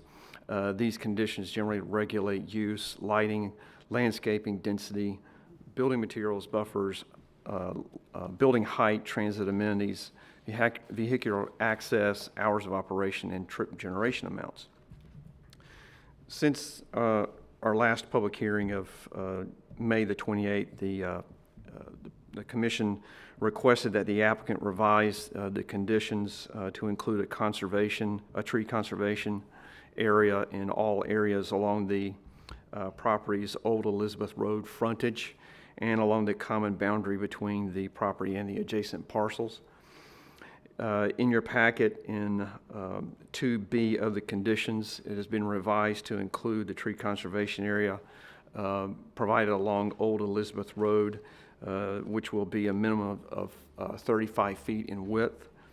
And the common boundary between the subject property and the adjacent parcels will now meet the requirements of the UDO. The applicant has a presentation that gives the details of this tree conservation area as part of a PowerPoint here. So I will yield to them on showing you the details of that. Aside from that, staff is available for any questions.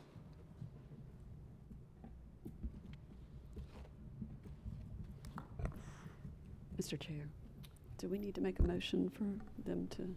Pardon me? Do we need to make a motion for the applicant to speak since they've spoken before? If you, Well, we've heard this case. If there's some questions you have for the applicant, we can ask the questions. All right, but If you're looking for a presentation, we would need to open it up that's what with a motion. So Please use your microphone, because it's hard to hear. that offered 35-foot band of trees is all along the northern property line here, is it not?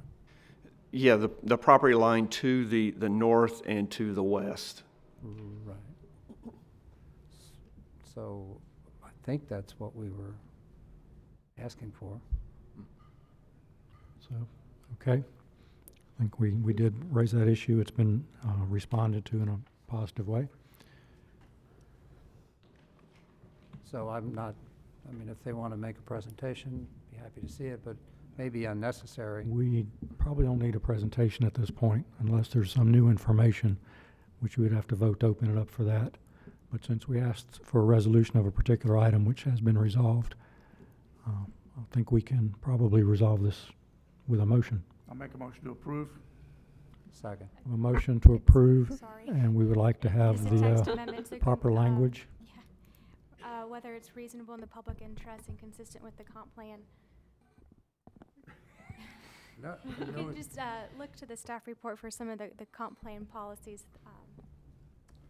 All right, let me go to the, well, I'm on the recommendation page of the staff report. Consistency statement. Yeah. You could also say I it's, Scroll down to see that. you could say it's consistent with the comp plan for the reasons stated in the staff report. All right, I'll make a motion to approve, based on the fact that the request is consistent with the comp plan, with the conditions as stated in the staff report. Okay, and Mr. Geary, is your second? Yes. I have a motion and a second. Further discussion?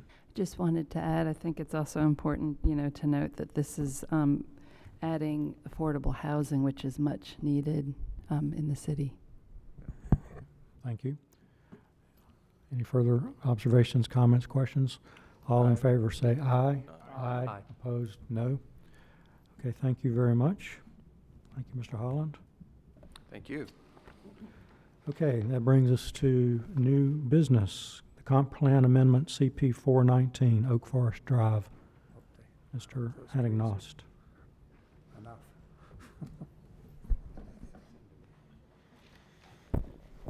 Good morning. Good morning.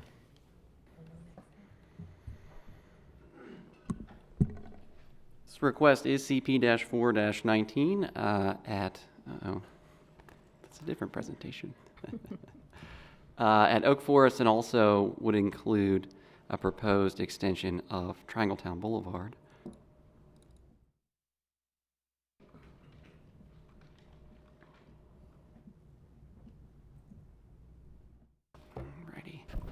And so the proposed amendment would be an amendment to the street plan map, T1, in the comprehensive plan for two proposed segments, neither of which has been constructed or dedicated, but which are shown on the map, being a portion of Oak Forest Drive between Capitol Boulevard and Fox Road, and then a proposed extension of Triangletown Boulevard south of Sumner Boulevard.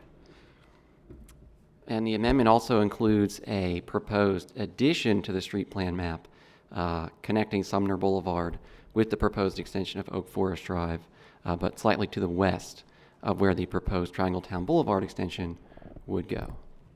And so in essence, you would have this area, which is currently proposed to be an avenue, 2-lane, undivided, to be removed and essentially replaced with this. And then there would be a loss of east-west connectivity in this area on Oak Forest Drive.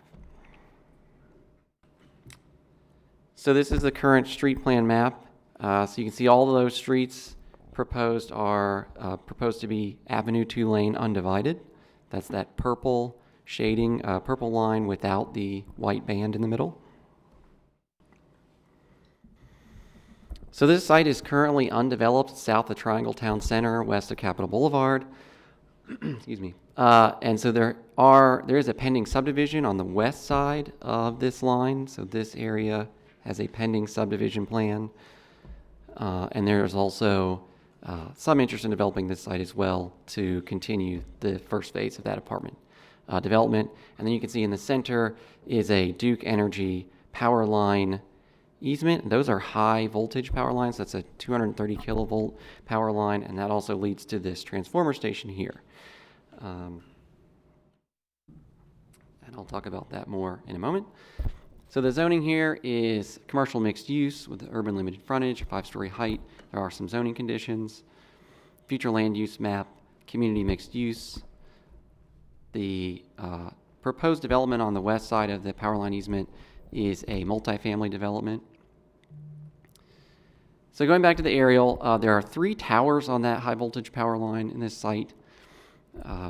And what that means is that there has been some communication between the applicant and Duke Energy that Duke Energy is opposed to making the connection on Oak Forest Drive as shown here because of the proximity to the towers for those electric power transmission facilities. And the topography of the site is also a factor. It is fairly steep in a few locations. It's also known anecdotally that there are rocky soils present in this area, which may require blasting in order to grade the site to construct a road.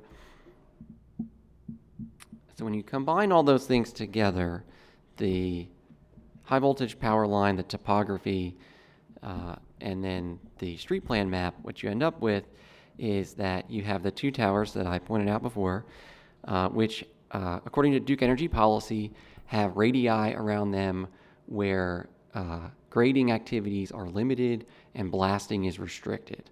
And so you can see that those 2 radii intersect in essentially the area where the street plan map would have the new street going. And so that essentially means that Duke Energy has said that they would not like for that street to go there. So for that reason, the comprehensive plan policies do support the removal of that connection.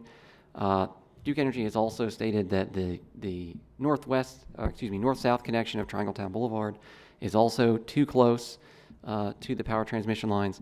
And so the comprehensive plan policies recognize those limitations, and the case is consistent with the comprehensive plan despite removing some connectivity that could be achieved through that connection. I will note that there is some language on this exhibit that states that this area is not feasible for a new public street. That statement is not, transportation planning staff from the city do not agree with that statement completely, and that there is, through subdivision or site review, a possibility that there could be a street connecting east-west in this area, but a street in that area does not rise to the level of importance that it would need to be put on the street plan map. So transportation planning does not have a desire for any replacement street to be shown in that area on the street plan map, but would like to note that that is certainly something that could be called for through a subdivision or site review process.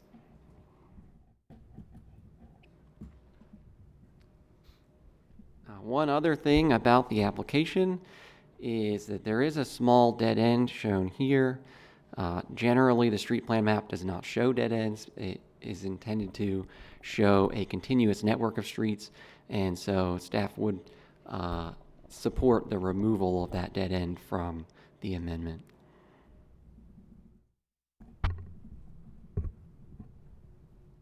And I can take any questions. Thank you very much. Questions? I have one on the connectivity. So, so I understand the transportation doesn't want to add the connector on the map itself, but would it be helpful to have language about the possibility of a connector? I mean, right now, Sumner Road, it's pretty difficult turning onto it, and it seems like having a east-west connector could be useful in the future. I would say that the UDO is probably going to be the best resource for that. The Unified Development Ordinance does have the block perimeter maximum and dead-end street length maximum, and so those are what are going to trigger any requirements during subdivision or site plan to put a new public street in that area. In terms of, I guess I also am curious where that language would go. We do have, comprehensive plan text policies that would support additional connectivity, but in terms of text language stating that there should be an east-west connection, I don't know of the exact avenue for that in this process. Yeah, I mean, you'd have to have an area plan that you could amend to add language. It'd have to go in the comp plan. Mapping the street, of course, is the surest way at this point. We're just not in a position to do that for the reasons that John went over. Okay. Other questions? Okay, we have an applicant in this case, a petition to amend the comp plan. So good morning. Good morning, Mr. Chair and members of the Planning Commission. I'm Isabel Maddox, P.O. Box 946, Raleigh 27602. Joined here today with Ken Thompson, our landscape architect, John Callahan, our engineer, and Harrison Ellenwood, principal in the developer Carolina Equities. And this development, proposed development, is an affordable housing development, one in which the City of Raleigh has made a significant contribution. Housing Finance Agency has awarded tax credits. For that reason, we have, and I don't know if you're familiar with tax credit deals, but the time constraints imposed by Housing Finance are very tight and will require us to get this transaction closed by the end of this calendar year, which sounds like a long time, but we actually have to get this amendment done, then we have to get a subdivision approved, and then a site plan approved, and then a very complicated closing done. So really we'll need every bit of that time to get all those things done. I think John did an excellent job in describing our challenges here to making this connection. I want to clarify one thing. When he was talking on this exhibit about this area right in here, there's a Neuse River buffer that is kind of hard to see on this map, but it comes right through here. And so the only real expanse on this whole common boundary line is about a 58-foot area right here, where you could do some sort of east-west connection. Unfortunately, it's too narrow for the street type proposed, which is, I think, 64 feet. And it's also high enough up that you don't get the same benefits you would get with an oak forest connection down below. So we really think this is sort of the best we can do. It does give you the north-south, and it gives you some east-west, not all the way, but we feel like as far as this site goes, this is going to provide pretty good connectivity and access for these apartments. And we also, and Ken will talk to you generally about this in just a second, also propose a couple of stubs down to the properties below us. We do think there are comprehensive plan policies that support this, some public benefits, primarily by bringing the affordable housing online here. We think this is a great affordable site because of its proximity to lots of goods and services and transit. And I feel like we are generally achieving the comprehensive plan's east-west objectives. I'm going to let Ken tell you a little bit more about the proposed site. And can you get to, yeah, so get to.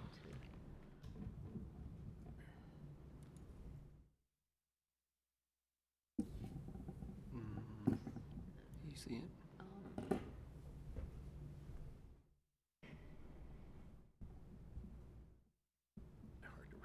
RQR? No, that's No, that's not it. That's not Corey. I see 611, 611. We can check the, Where's Waldo? see if the email will log us in automatically. Did you email it to council presentation? Yeah, Mary. Here?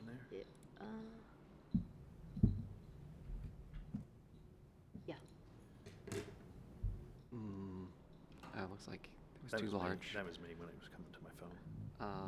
So did you, is this it from this link? Yeah. Is it attached? I don't see it attached there. Yeah, I don't see an attachment. Well, look on Carlos. Does she not? Yeah. There it is. sent this? Yeah, there we go. Morning. My name is Ken Thompson. I'm with J. Davis Architects, and I'm the land planner on the project. When we started this project, our intent was to fully comply with the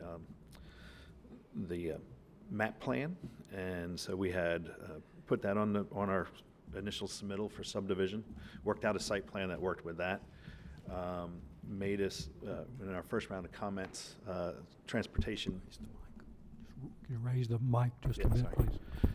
Transportation indicated that they wanted more information about the extension of Oak Forest at the utility easement. And so we went and met with Duke Power, and they started to provide us with all their criteria for development in the utility easement. So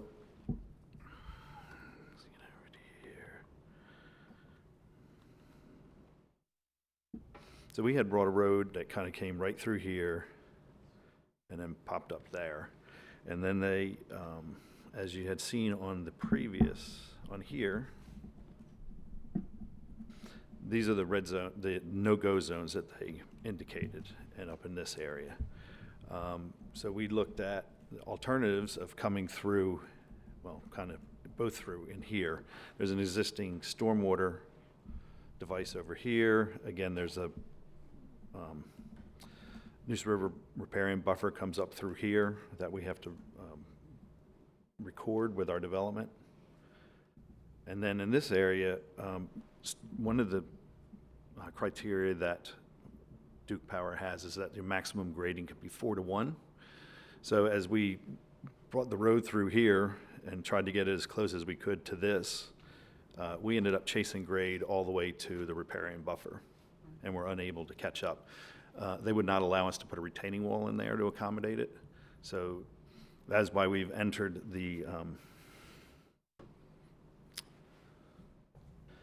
our proposal to the map change as indicated here.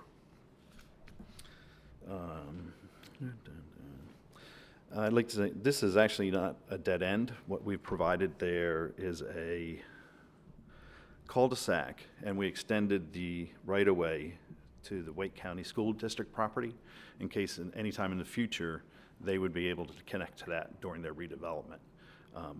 We thought that would be something that staff would appreciate. We did that on our own, and that would help if maybe it doesn't, not a school forever and it does get redeveloped, they would have a connection north-south there. This is our block perimeter exhibit.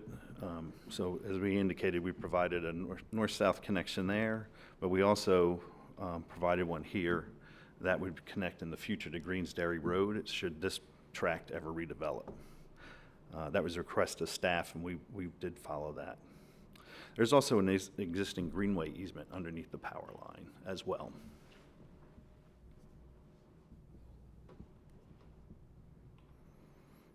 Do we have anything else? So as noted, these are the sections that would be eliminated right in here.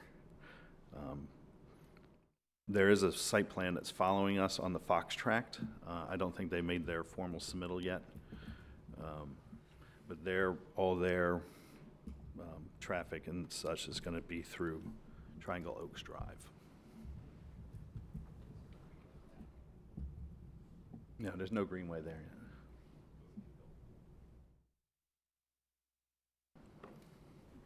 Yeah, what you actually see here, the line in the easement is the access road that they use. I'm sure there's probably some dirt bikers up there too.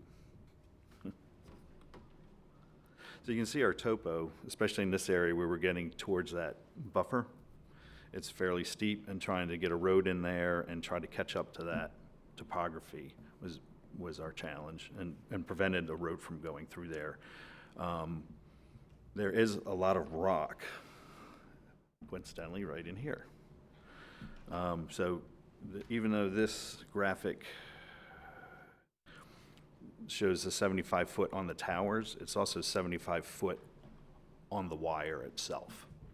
So there would actually be red zone all along in here where we would have to blast to get that through. Our site plan has the buildings actually not in this area where that rock is. We're trying to avoid it so that we don't have to go to Duke and figure out a way to remove that rock. I believe I covered everything. Does anyone have any questions? Okay, thank you. Do you have any questions for the applicant? Well, only for staff, that what John described as a dead-end stub, you're describing as something else. Correct. So what should we do? That's confusing. So they're stubbing to the property, so the right-of-way is continuing. However, in the short term, that's not going anywhere. So the turnaround is there to serve in the interim. And I believe that's a not uncommon, Jason? Yes. The provision of a right-of-way stub to the school property as a part of their subdivision site plan, it's a great idea, and it's appropriate. I think what John's comment is that the street plan shouldn't show that as a dead end. And basically our practice is whenever we put a street in the street plan, it will connect to another street or it'll leave the jurisdiction. Everything either loops back around itself or connects to something else, and we don't imply a dead end that doesn't go anywhere without actually taking it somewhere. And I don't think anybody's proposing to, for instance, map a street through the school property. So at this point, the street plan should just show that and not have a little nub or anything down there. The street plan is generally supposed to be a very network-wide sort of thing and not specify the exact alignment or the, down to the nearest foot. So having that little piece there is unnecessary. Yes, ma'am. But just to be clear, if they build the cul-de-sac, that's okay. Yes. Okay. Yeah. I mean, They don't have to show it I on- shouldn't say, I have not seen this particular plan. I've been involved in this to some extent. Our development services group is applying the UDO connectivity standards and their engineering judgment to reviewing this. In general, this does look good, but I'm not saying that this is approvable or I've seen their comments or anything. But that sort of situation of building a cul-de-sac and a right-of-way stub is a useful and a common strategy. Okay. Okay, thank you. So Other question? I'm Yes. still trying to be clear. So we should remove, in order to approve this case or recommend approval, then we need to have a change of that map. Yeah, the map Is what that the was recommendation proposed with is. the application had that little Right. little tiny stub sticking out of that Right. corner. That little piece should be removed. It doesn't say anything about their site plan approval. Okay. Yeah, and we're certainly willing to remove that on our request today. And we would greatly appreciate approval of this case today, but to keep us on the time track so we can go to council. And then our goal is to get approved by council July 2nd. That's just, a goal, but an aggressive one. But anyway, we appreciate your help. We will remove that little stub with staff's permission. I'll move approval of this. We'll hold a motion. We have to do public first. But hold your motion, thank you. In the absence of other further questions, we'll invite the public to come forward and speak in this case. We have 2.5 minutes of 4, if there's anyone who wishes to speak for this case. Anyone wishing to speak in opposition to this case, you'll have your 10 minutes. Nope? Okay, now we'll bring it back to the table, Mr. Geary. So I'll move approval of the comprehensive plan map amendment to map T1 street plan with the change that we've discussed to remove the stub south of Oak Forest Road. Okay? Second. And we have a motion and a second. Further discussion? All those in favor say aye. Aye. Those opposed, no. Okay, thank you very much. Okay. Now that brings us forward to TC1C18, the omnibus list. Good morning, Mr. Hodge. Morning.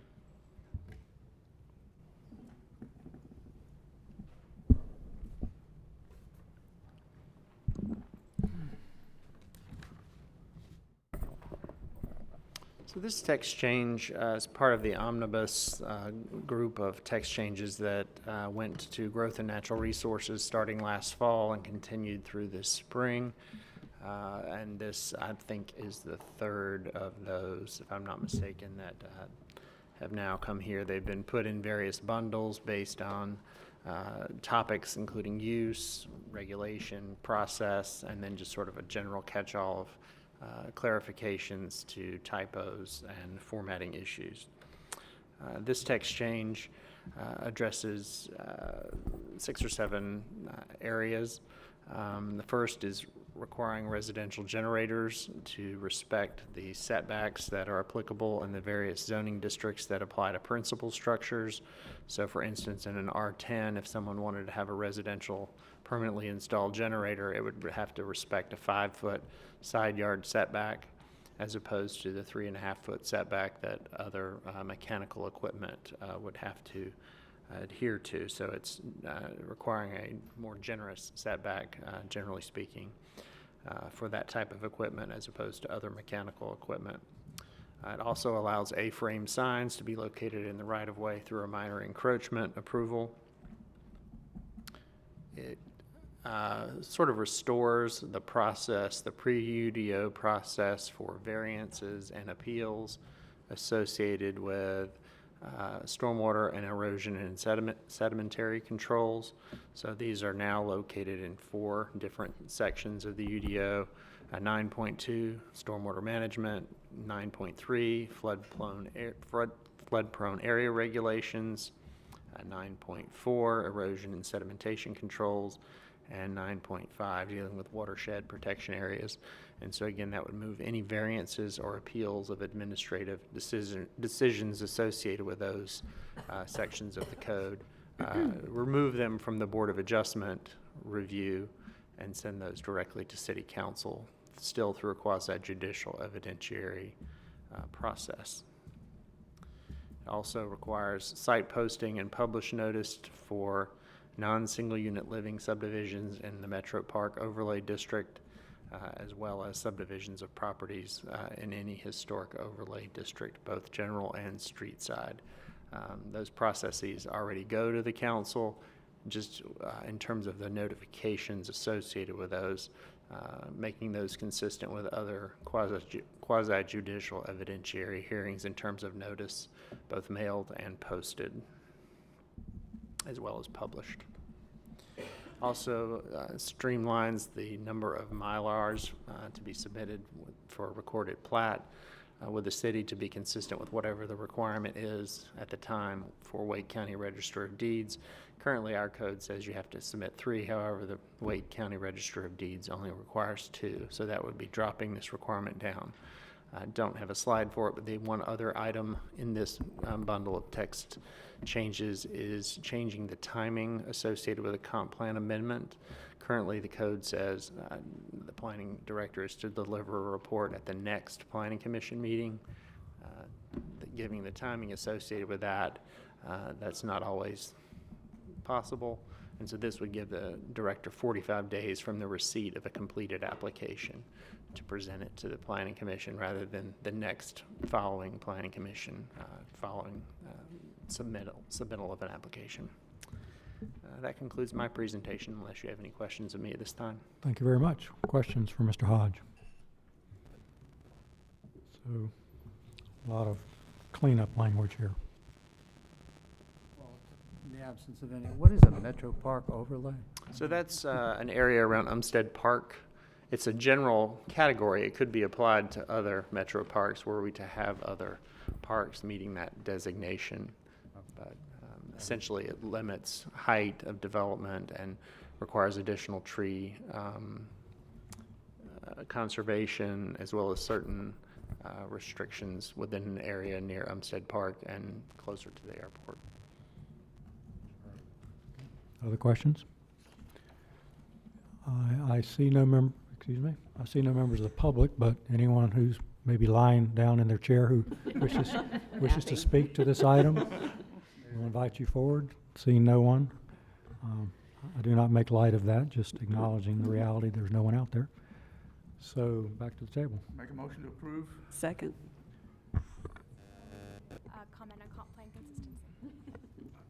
I was going to try to do this a little bit better the second time around. I make a motion to approve the request based on its consistency with the comprehensive plan and based upon the fact that it's reasonable and in the public interest based on the items listed in the staff report. We have a motion and Ms. Jeffries a second. Any further discussion? All those in favor, aye. Aye. Opposed?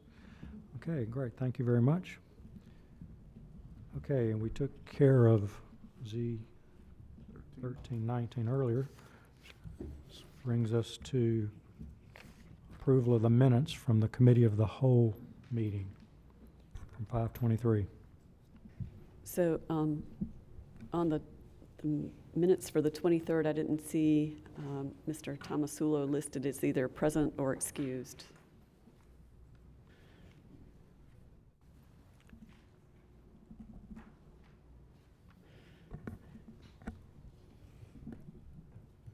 Mr. Crane?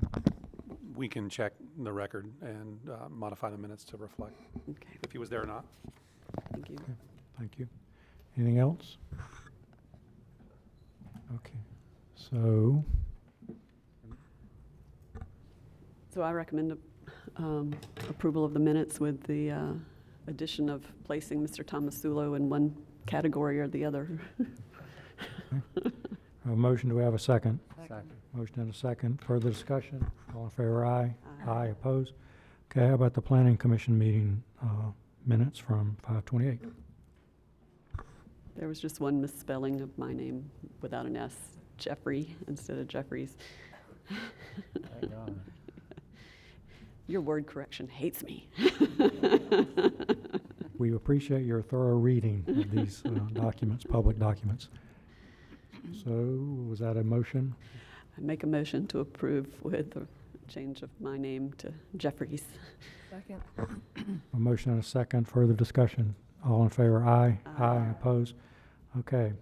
Thank you. That leads us to report from the chair. I again want to welcome Shelley Winters to our table.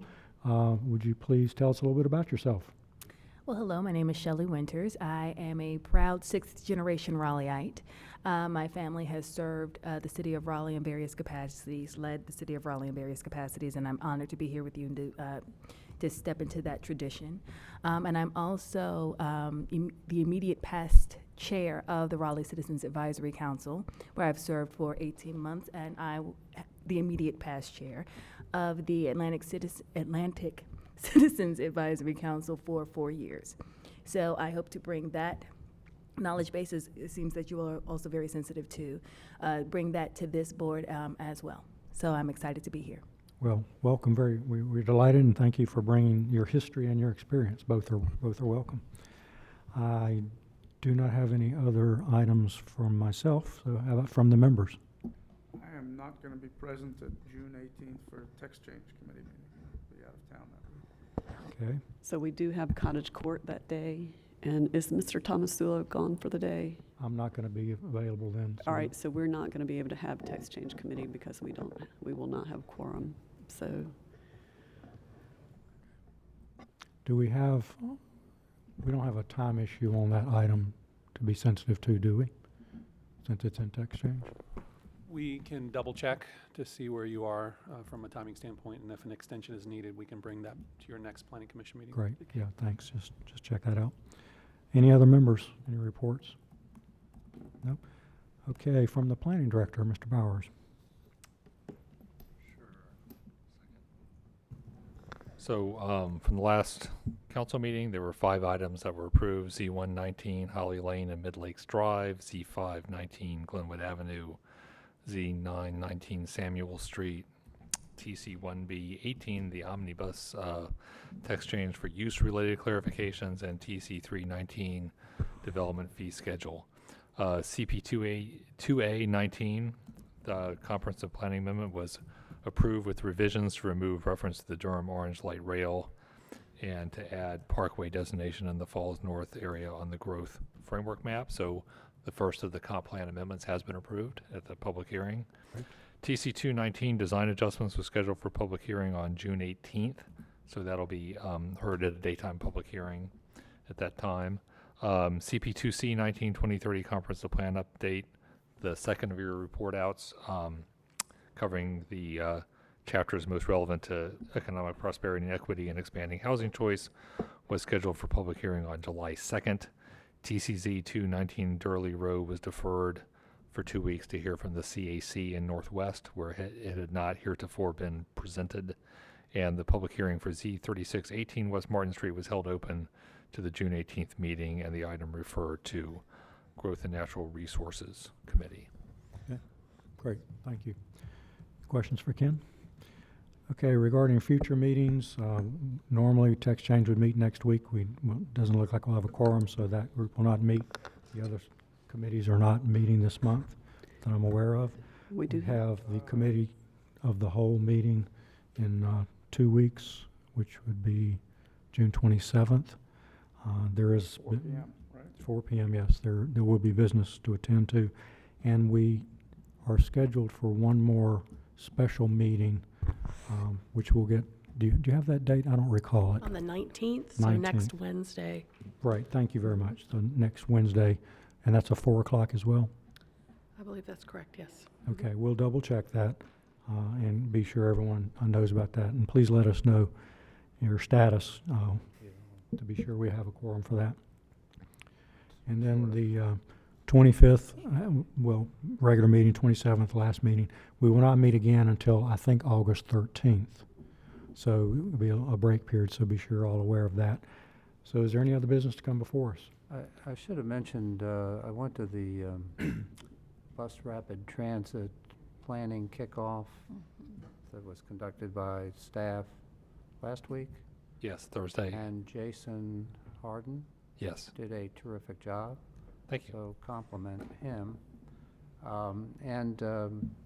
The TOD planning going forward is something that will interest me, and I think probably should interest all of us. I saw the other day a podcast and listened to part of it about Charlotte's TOD planning, which was innovative, I think. So perhaps at some point we could get a presentation on what that consisted of. If, when Would it's you want that at a regular meeting or in one of the committees? Transportation Committee, if it endures beyond our reorganization, that might be something that might be the right place for it. Anyway, it was a good job, and hopefully we'll get that BRT system going sooner rather than later. So specifically, the request is to research the Charlotte TOD planning? Yeah. Or would you actually want us to bring a speaker from Charlotte up, if possible? No, I think okay. That's unnecessary, but they have a scoring system for public amenities. Housing would be one of them, but not the only one. There were street improvement, I think, aspects to that, but they were described very generally, so I don't know what got you points or how many points. Right. But there were 4 different kinds of things you could do in a development in a TOD district to get points toward an upzoning. And might be something Raleigh could think about. Anything else? Thank you. We stand adjourned.